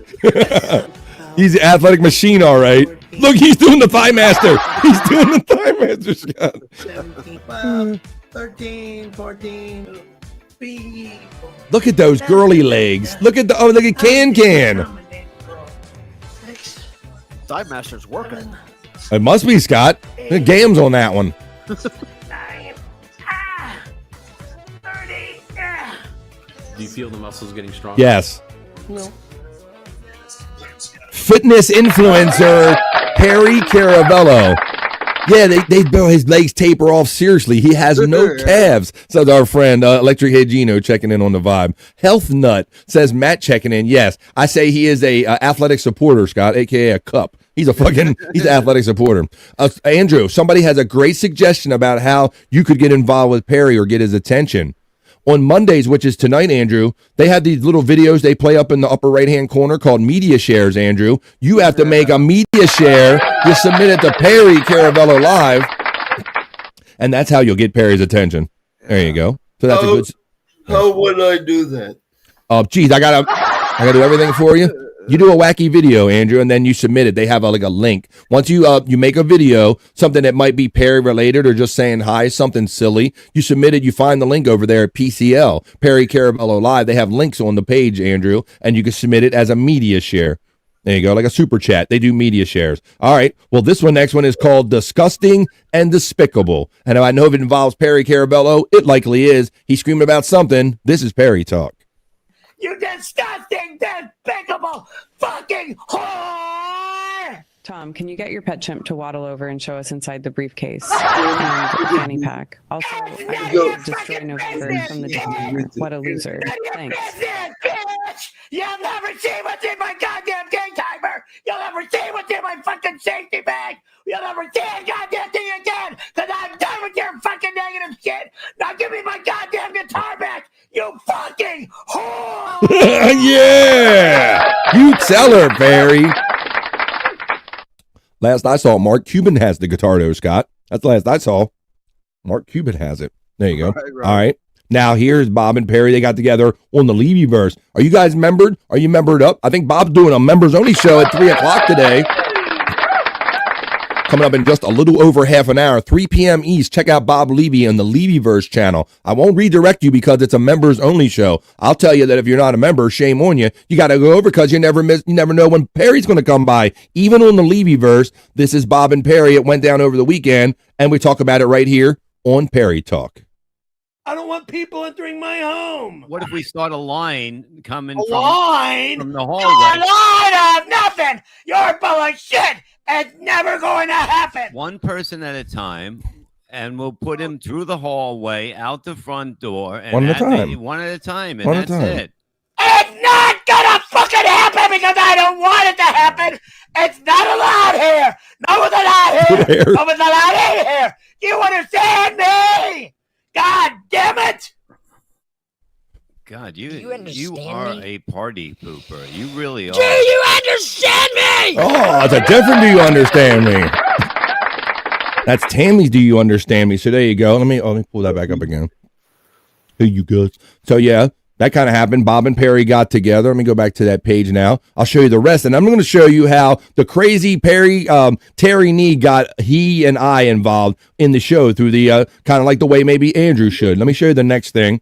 Oh, it is National Beer Day, guys. So on PCL, are you a member over there too? You can be credenza level like me for $9.99 a month, or you can be Shopback level for $4.99. Look, it's National Beer Day, not Queer Day. Although look at that shirt he's got on. He's at the Bubba Gump place right there wearing his, he says, not today. And he's got it's the gayest shirt I've ever seen on him, I think. Shut the fuck up. You've worn a lot of gay shirts, Barry. That is one of the gayest ones right there. All right, let me go to my next. Look at this, Scott. Look at this handsome son of a bitch. This is 5th grade Perry Caravello. Ah. I see why that maybe an ice cream and a hand job was exchanged with somebody, right? Shut the fuck up. Yeah, we know the whole story about how you got that ice cream for a hand job. All right. And let's go. This is an old clip right there. Perry's huge problem. This is a classic clip. This looks like it could be like from last year or something where he was wearing one of the tank. Let's watch it right now in here. Whoop, on Perry Talk. Oh, turned it off when I should be hitting play. Here we go. Guys, I had a huge problem here. I'm wiping my ass, and as I'm wiping my ass, a fucking turd came out and got all over my fucking hand. You couldn't get it out of the way fast enough? Okay, so that made it 2-3 times harder for me to finish my shit and then wipe my ass again. That happens on occasion. I'm wiping my ass and another fucking turd plops out. It is not a good situation. Electric Head Gino remembers it because he's PCL for life. There you go. Oh my God, the turd stores. All right.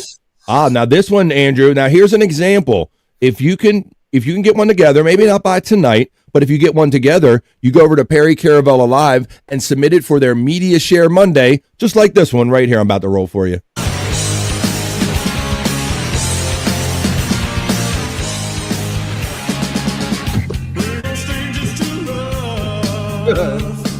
You know the rules, and so he got rickrolled. Look at this look on his face. He never got rickrolled. Thank you. Rickroll. Suck me off. Where are you hearing that? I didn't hear that.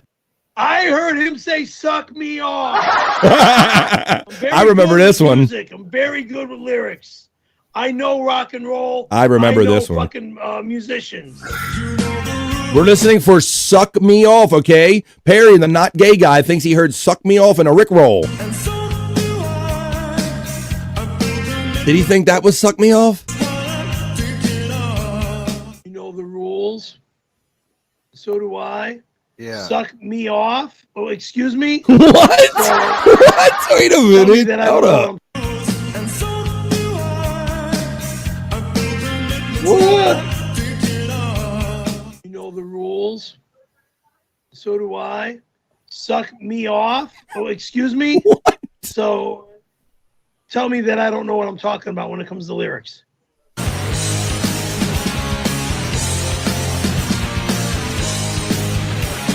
Say.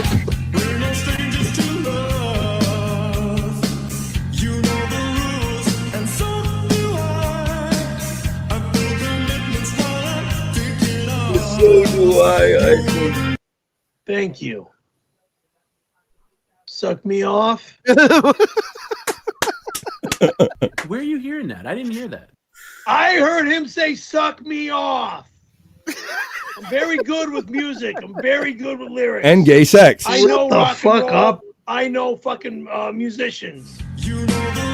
Smells like Rick Astley. Great name for that.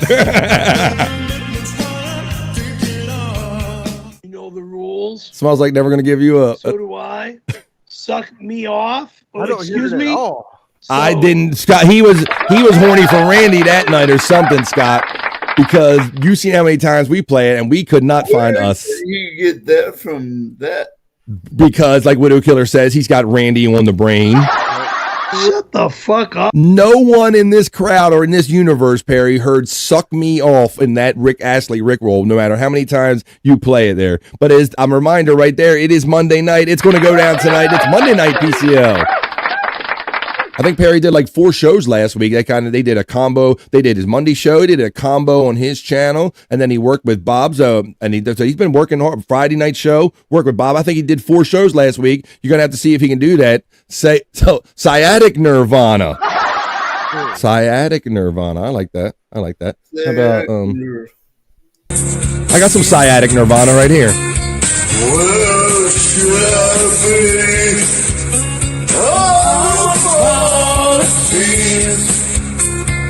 Well, should I say? I want to stay. Cut this guy up. Well, should I ride? I don't have the right. Well, should I be? All apologies. If the sun. Oh, yes.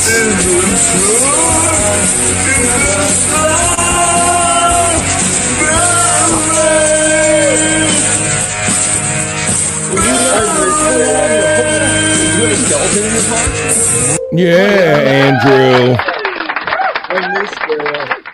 There you go. Johnny A steps into the vibe. He knows what's up. He knows that we're in the middle of Perry talk. Everybody's laughing. That's Andrew can sing. He's not the only one. He had Randy on the brain for sure. All right, well, let's play this next one. Scott, I remember this, where he could barely wait to the end of the show. He had to hump all these bags. I think they brought topsoil. I think this is dirt or topsoil. This is something that was being dropped outside his door from like last year or so, and Perry wasn't having it, and this is how it went down. He was getting rid of this shit. Dude, you have a skeleton in your car? Yes. Come on, you gotta bring that back. No. Yeah. No. Ah! Perry. Stop. They said do not let you come back without this. Were you not supposed to bring that out here? Hey! Were you not supposed to bring that out here? According to Tom, he said you got paid to do something with it. This is the dumpster outside of his paradise. It's not gonna be done in my home! I didn't say it was. Son of a bitch. You're scaring your It neighbors. stays in the fucking trash. I'm bringing it back. Perry, come on. Look at him. He's on the ground, Scott. Look, he's on the ground with the dirt. Get out of here! Come on. Get out! Tony's just trying to help. He's down on the ground again, Scott. He's mad because Tony tried to bring the dirt back.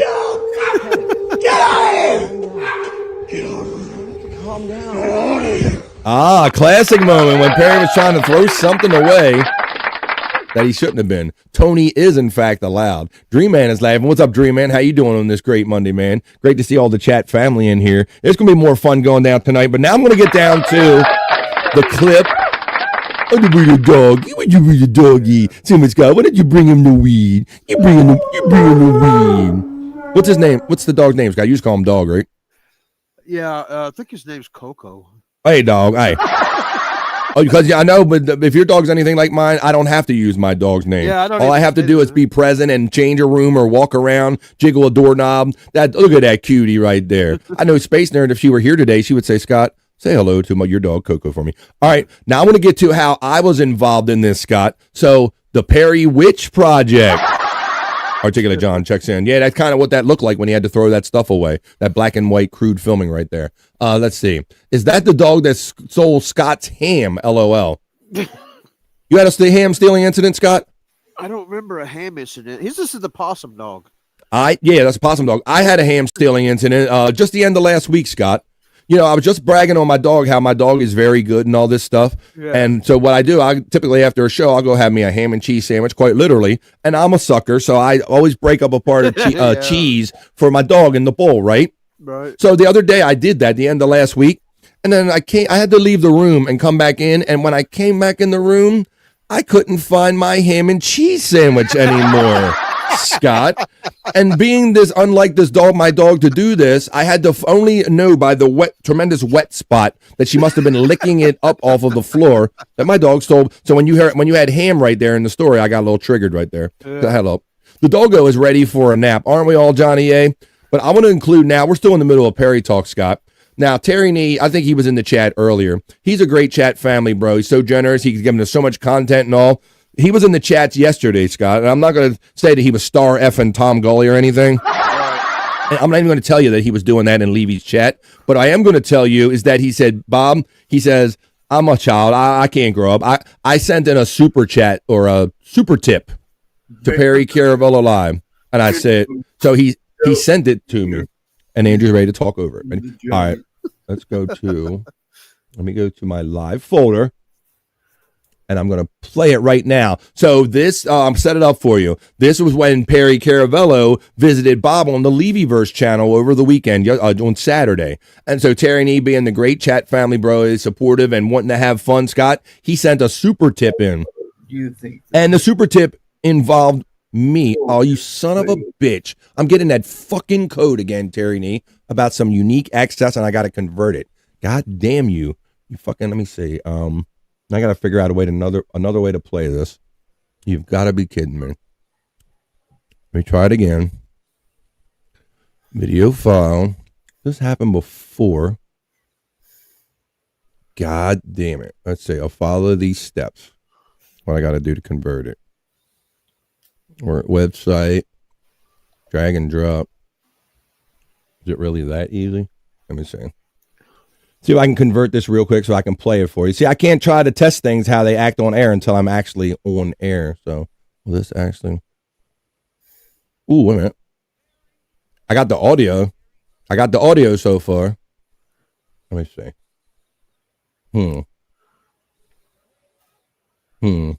Went to the dispensary, BF. I got some hash burger. I've heard of that one before, Scott. That sounds like a good one. Pretty good. Now, I do have the audio of this. I might have to do like a little trick here or something. I do have the audio. Let me know if you can hear this, Scott. I'm going to try to screen share this real quick. Do you think the... Did you hear that? I didn't hear nothing. Then it's not working. Super Bowl soon. Let me do fuck. Stop sharing. What is with that? Why does it do that? Let me try. I sent it the same way. I don't know what Terry Nee is using. What kind of voodoo you're using, Terry Nee? Can you? I don't know if he's in here. Terry Nee, you're fired, says Brian Clauder.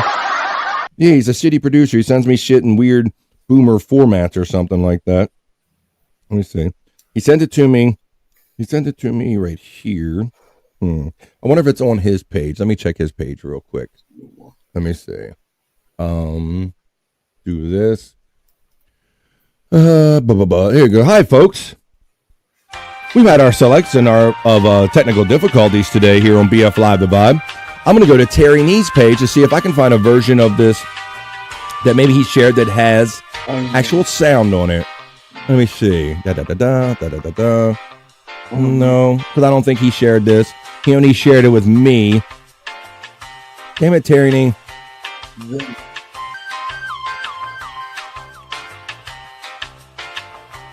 This video uses a unique codex that your browser doesn't support. Interesting.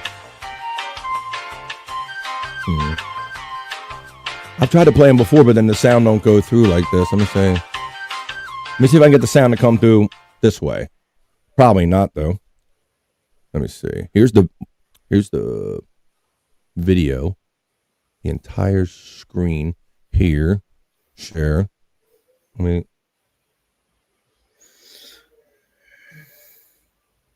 No, can you hear? I don't hear nothing. Don't hear nothing. God damn it.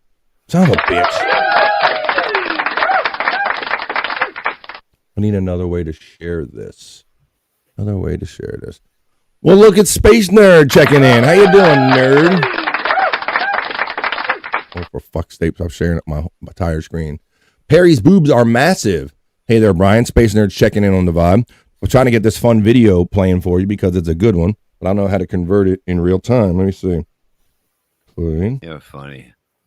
Let me try. Perry, I met Terry Nee last Saturday. Can you hear that? Great guy. Yeah. Okay, I can give you the audio. Here's the audio of it. Let me try the audio. Let me try to do a weird fucking sync up right here. Watch this shit. Let's try this. I got boomer for your ass, Terry Nee. Watch this. So I'll give you a little bit of the idea. Actually, here we go. Video file. This is funny because Terry Nee was having fun, man, and so he got me involved. He got. Actually, it won't play. Let me do it like this. Share screen.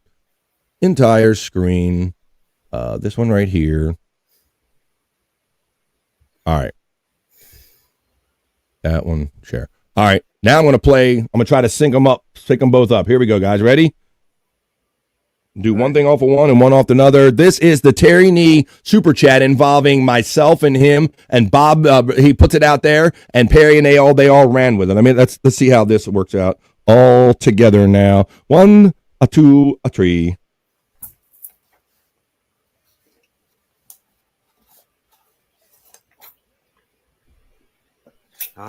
I'm not hearing anything. You're not hearing anything now? Nope. Wait a minute. Hang on. Here it goes again. I played it. You said you could hear it. Wait a minute. Oh, wait. Oh, thank you. Hold up. I see what I did wrong. Perry, I met Terry Nee last Saturday. You got that right? I met Terry Nee last Saturday. Okay. All right. Now I'll try it again. Take 2. Here we go. I didn't have it queued up right. I'm trying to do the video off of one source and the sound off of another source. Here you go. So let's do that real quick. Son of a bitch. Buy us some time, Andrew. He only waits till I'm talking there. Okay.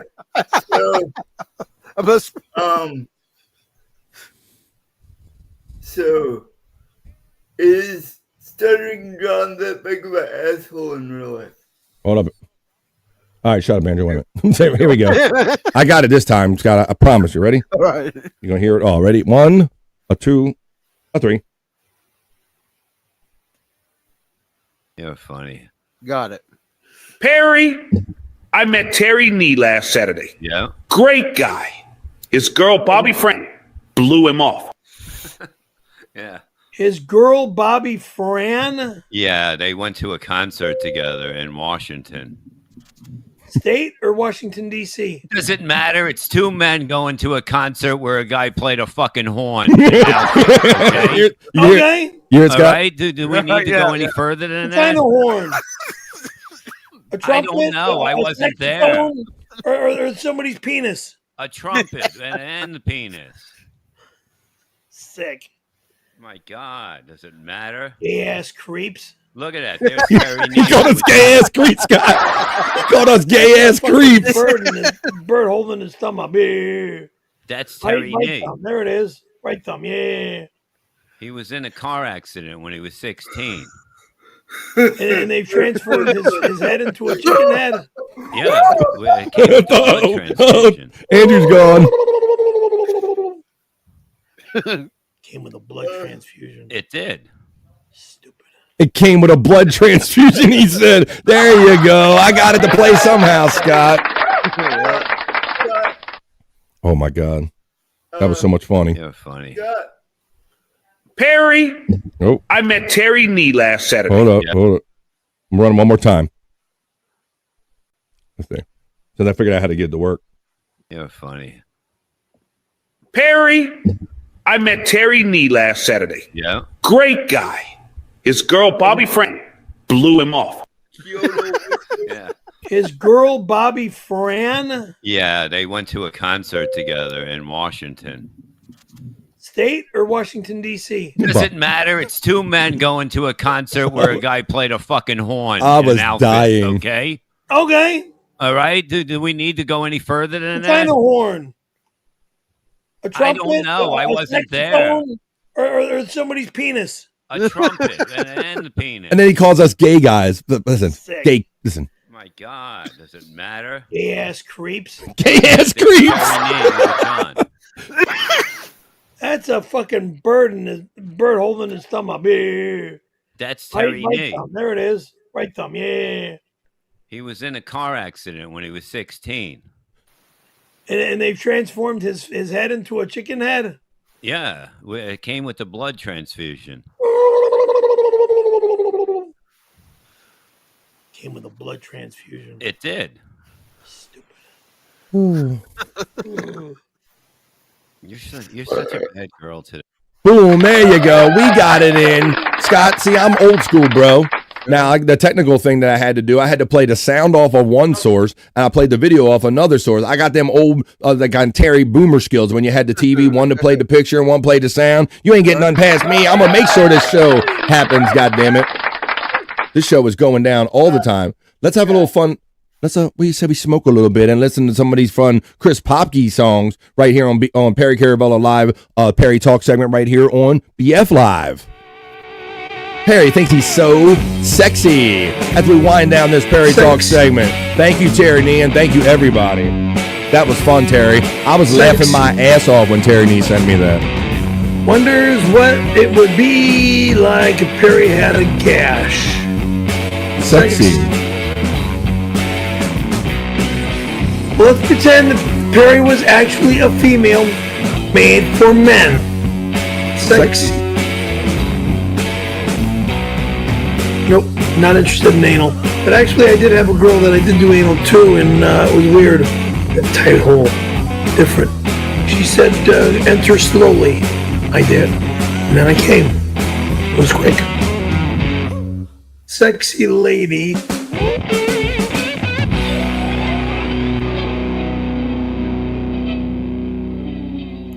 I want to go for a ride in Perry's car.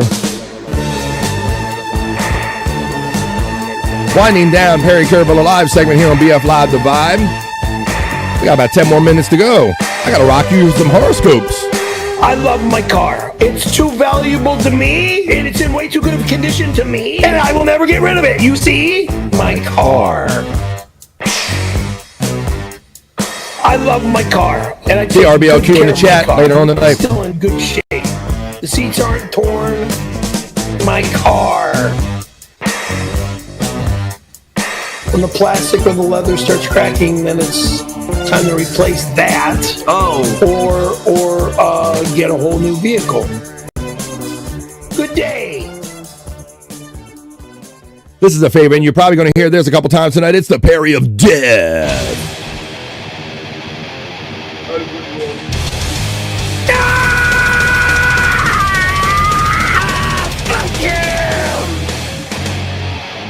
RBLQ rolls out and he says, gotta run. See you degenerates on the PCL tonight. That's right. What time is that going to be, RBLQ? 4 Pacific, 7 o'clock East is when I'm going to see him and all of our bros in chat. I'm going to wind up this segment before Andrew talks over it again because he could feel it coming. He could feel the end of Perry Talk. Talk. Perry Talk.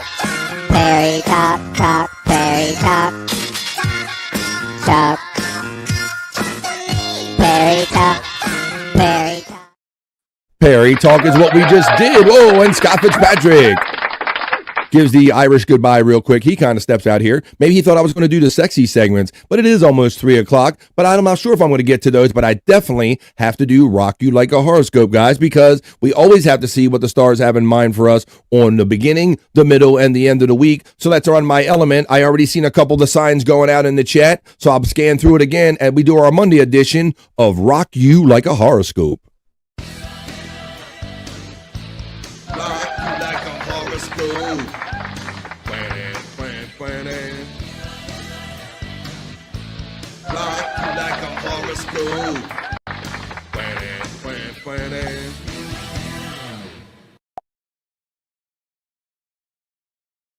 Here I am, and there you are, and here we are for the Monday edition of BF Live the Vibes, Rock You Like a Horoscope. Let me set the mood, proper mood, by playing my soulful, my horoscope / porn music. Ah, yeah. And there it is, folks. It's Monday on BF Live the Vibe. Andrew is muted and talking his full head off and glitching like Max Headroom. Scott gave me the Irish goodbye. Either his technology did, or maybe the dog paw hit his keyboard. But I want to thank Scott Fitzpatrick and Bobby Nick. Even though they gave me the Irish goodbye, I always appreciate them coming in and spending time on BF Live the Vibe. So thank you guys. Now I'm going to go up to the chat right now. I have the proper mood set. What's up, Oscar Electric? Thank you, my friend. Oscar Electric checks in on a Monday. I've seen you kind of checking in on the chats. How you doing today? This is great, Boomer, says our friend Terry Nee. And wouldn't you know? Let's go on here. Space Nerd checked in. We have. He is the most disgusting pig in the universe. It's Andrew. Where's our signs at? I saw some earlier. What did I see earlier here? I'm going to do it because we have to see what the stars have in mind for us at the beginning and the middle of the end of the week. I'm trying to go to the first one I see. A Boomer concert. Yes, we went to a Boomer concert. Brian Clauder says, RBLQ, if BF does another show like this, I'm blocking myself. Hey, man, sometimes you have technical problems. I can't come. Thank you, Brian. You're full of it. Let's see. Well, they went to a concert together. That's super suspicious and laughing his ass off. Yeah, a bunch of gay guys. He called, I can't believe that. Bunch of weird gay guys. It's a bird, all right. I think you stopped in. Not saying it's you. Nerd, stroke it. What do we got? I'm looking for signs. Where are the signs at? Gotta run. We got that. There we go. Pecan checks in with the first one.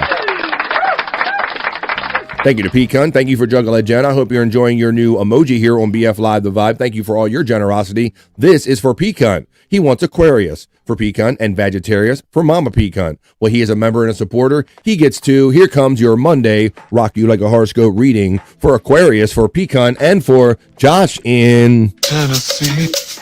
Tennessee. Tennessee. Tennessee. That's right. My bro Andrew knows that our friend Josh in Tennessee checks in. And a lot of times he's too busy running that heavy equipment that he can't check in with his thumbs and all. So shout out to our bro Josh in Tennessee. This is for Mama Pecan and all the Vegetarians. Oh, no, excuse me. We're doing Aquarius first. I'm doing that second. This is the Aquarius Monday Rock You Like a Horoscope reading. Aquarius.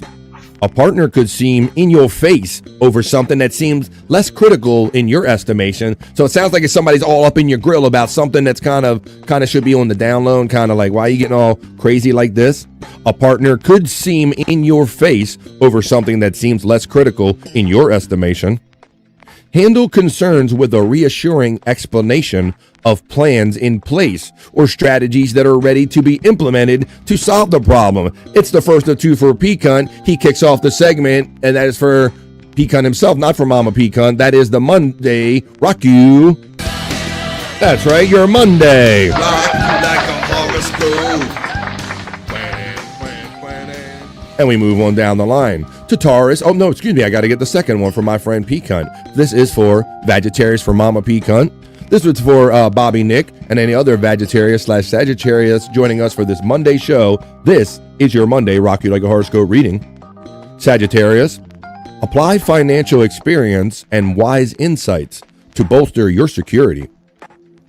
The universe could be pouring assistance in your direction now. Old frustrations can pop up at the wrong time if they're not handled within. It's the second of 2 for Pecan. It's for any and all Vegetarius/Sagittarius joining us for your Monday. And we move on down the line. Thank you, Pecan and Mama Pecan. I hope you have a great Monday. This is my friend Just a Guest checking in. He would like me to read Taurus. So this is for Just a Guest and all the Taurus joining us today. Your Monday Rock You Like a Horoscope reading. Taurus, gradual changes in your financial situation are leading you in a good direction over time, but be sure to thoroughly investigate offers and opportunities carefully before you're getting involved with them. Not every idea has merit. It's a tale of caution for my friend Just a Guest and any Taurus joining us today. It's your Monday.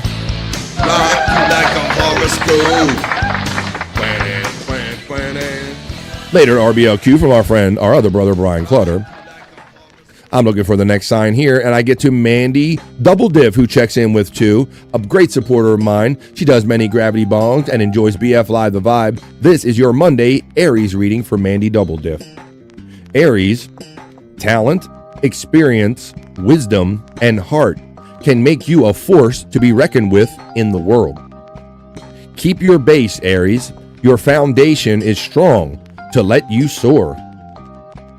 You and a partner could potentially increase prosperity when working together. It's the first of 2 for Mandy Div.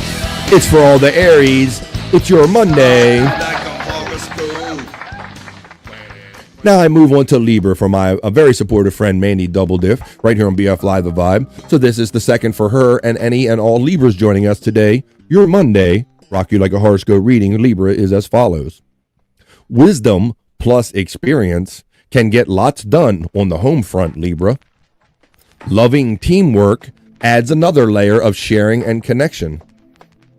The best resolutions happen naturally, Libra.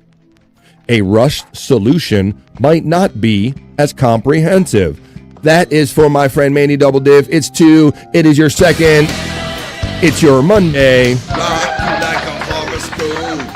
And we move on down the line to the lovely Space Nerd. Now, I had a lot of busyness going on, so I didn't get to play your proper bumper later on in the show, Space Nerd, but I'm going to move on and do Leo. It's the first of 2 for my supportive friend, Space Nerd, and any Leos joining us today, your Leo Rock You Like a Horoscope reading. Leo, a mutiny at home might be averted by finding common goals. Talk it through. Donating time or money to a worthy cause could have a positive ripple effect beyond the immediate act. Keep your responses measured. It's the first of 2 for Space Nerd. It's Leo and all the Leos joining us today. It's your Monday. Now, I'm happy to move on to the second of 2 for my friend Space Nerd, and the reason I'm happy is because Virgo happens to be my sign. So this is going to be the second of 2 for my friend Space Nerd. It's going to be for myself and all the other Virgos joining us today, our Rock You Like a Horoscope reading. Virgo, creative talents might demand expression today, and the product of your efforts could get applause. Even with me and a cheesy applause button, it's going to happen. That's kind of my day all the time. Thank you for tolerating my little cheesy kind of effects I do here on the Vibe. Virgo, friendship can be a true refuge with the right friend circle. A worry could briefly intrude, but should clear quickly. It's the second of 2 for Space Nerd. It's for me. It's for all the other Virgos. It was our Monday.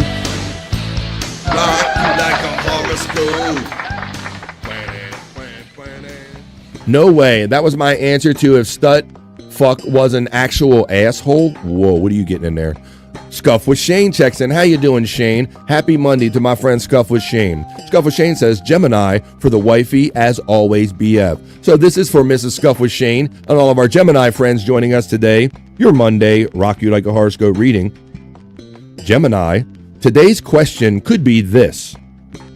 Should agreement be the price of assistance?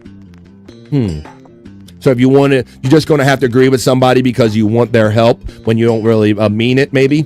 So today's question could be this: should agreement be the price of assistance?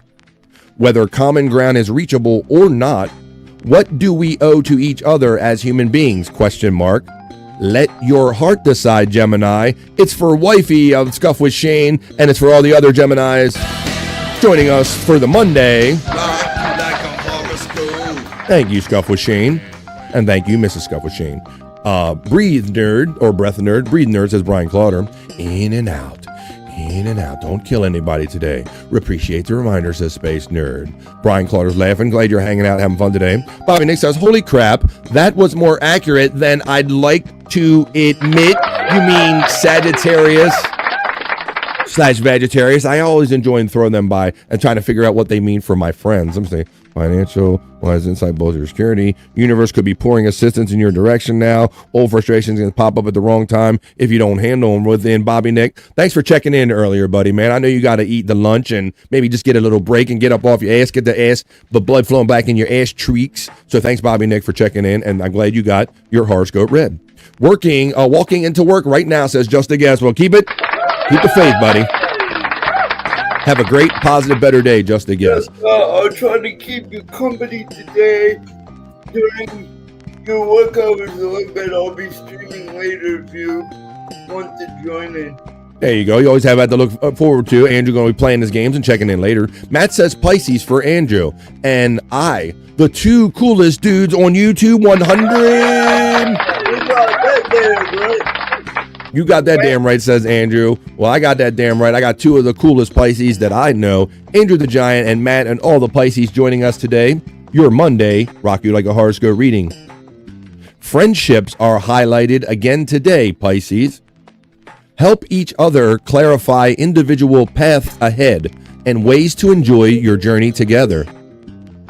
If your plans are opaquely spinning around in your mind, that's what it says, note them down to get a clear and get granular. That is for my friend Andrew. And for all the Pisces joining us today, Matt is included. That is your Monday.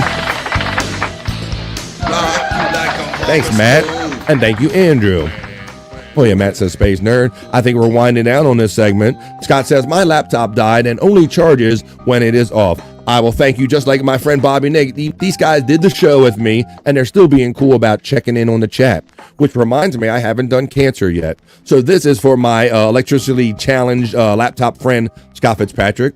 This is for my very generous membership adding friend, Juggalette Jen, and all the cancers joining us today, Brian Clauder included among you. Your Cancer Monday, rock you like a horoscope reading. Cancer, passing anxieties don't hit the same way when you prioritize self-work. You are the most important thing you'll ever invest in. Cancer, you are the common denominator in every situation in your life. So build yourself up from the inside out. It's for Scott. It's for Brian Clauder. It's for Juggalette Jen. It's for all the cancers joining us today. It's your Monday. Space Nerd says, nice. Thank you, BF. And I say Donata to you. You're welcome. You're welcome as well, Scuff with Shane. Thank you all, guys. This has been a great, fun, incredible Monday. Two Joints says, great show, Drew and BF. Thank you, Two Joints. That's what we do. There you go, guys. So I think we did them all. I got Virgo. We did Vegetarius. We did Pisces for Andrew and Matt. We did the Cancer for all the Cancer people, Scott included among them. So we got everybody on screen, and I don't see any more coming out in the chat. So the next time we will do it is on Wednesday, because you all know what we do here on BF Live The Vibe. We need to see what the stars have in mind for us at the beginning, the middle, and the end of every week. I hope you enjoyed those. That was the Monday edition of BF Live The Vibes, rock you like a horoscope.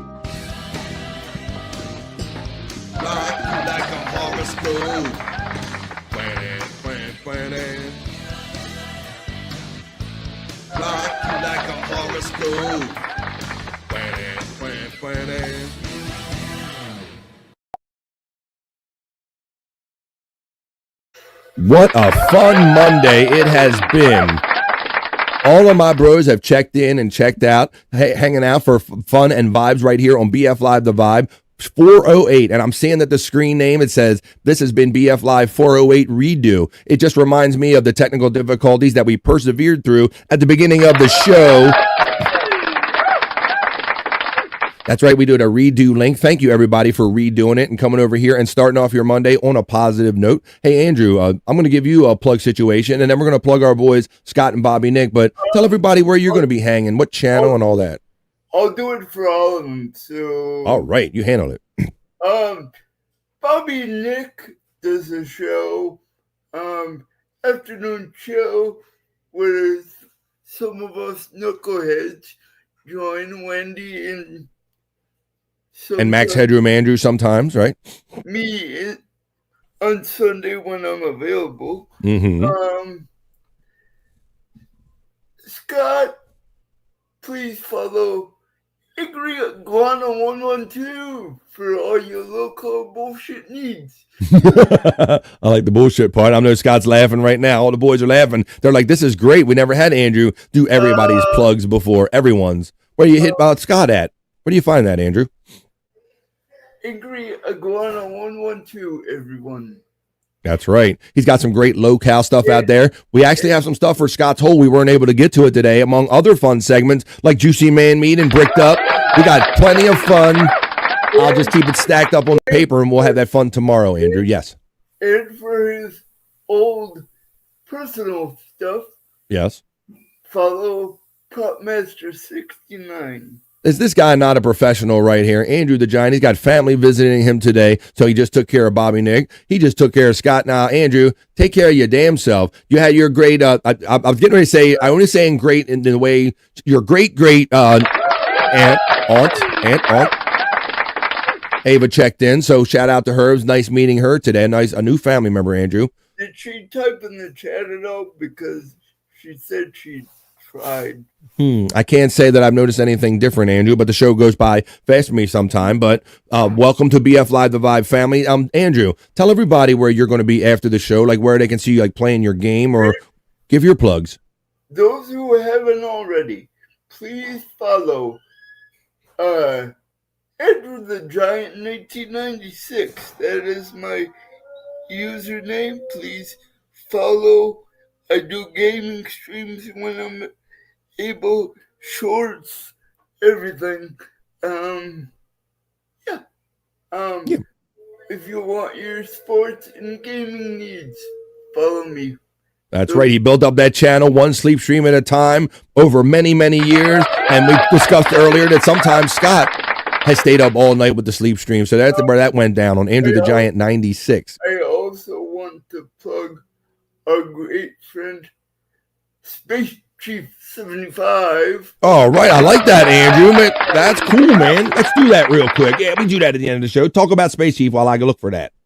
If you want a drawing done or just a logo done for any t-shirt brand or anything, this guy is your guy. We have a clip incoming for all those needs. Hell yeah, bro. Spacey 75 is our very creative, talented friend. He's drawn artwork for No Filter with Andrew and Friends. He just said one day, because he wanted to, he says, BF, I love your show and I love what you do. I'm going to draw you something. Do you guys have a special event coming up? Do you have like a show or a channel or a poster? You want some tattoo art? Hit up our friend Spacey 75, Andrew. And let's jam our way out of here. I like how Andrew brought up our bro. Look at that. Brian's right. He says Andrew is such a professional.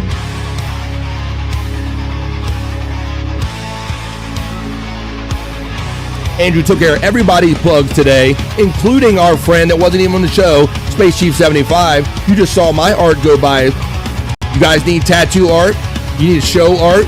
You got a special event or occasion? Hit him up on Twitter X. He is Space Chief 75.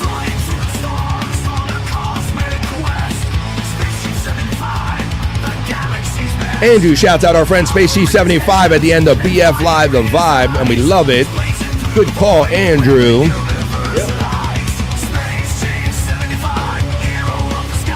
His art is so bold, it mesmerizes. His link is running in the chat right now. It's been running the whole show.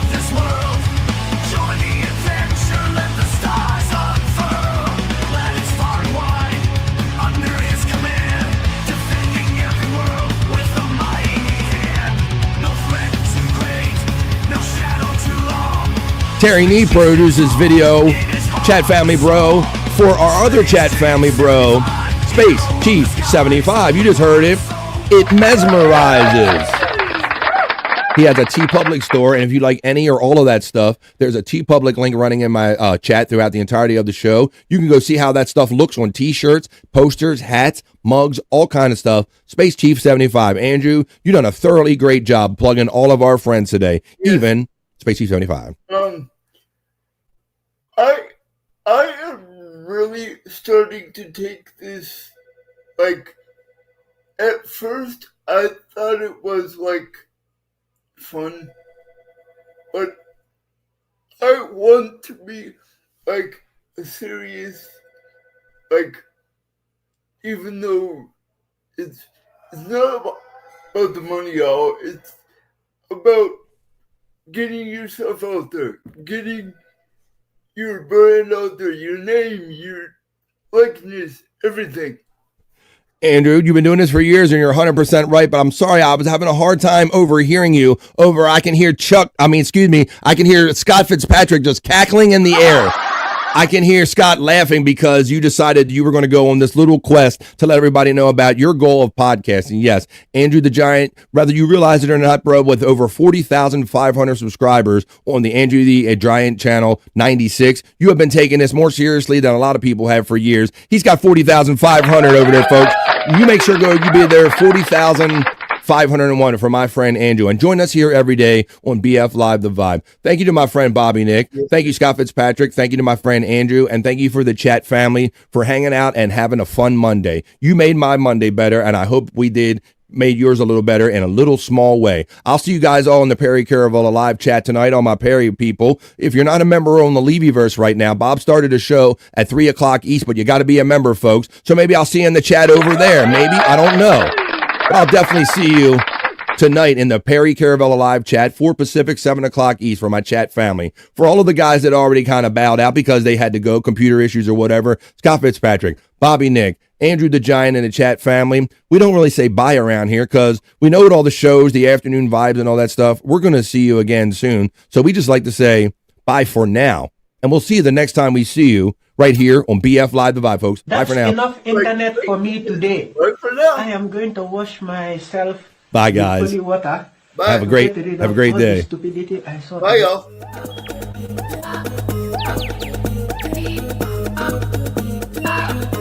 Jackie Mason. Fucking Bobby's fucking funny. Bobby Grant. I gotta give it to you. Line of the day, Bobby.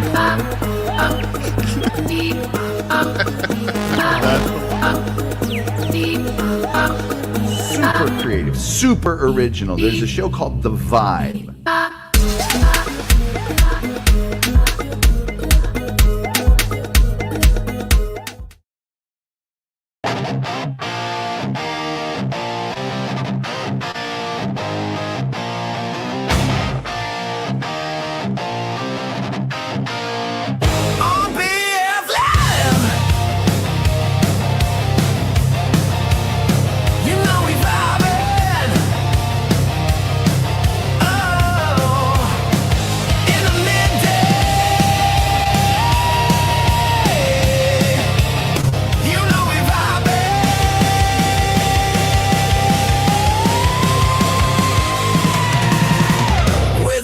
Chat family.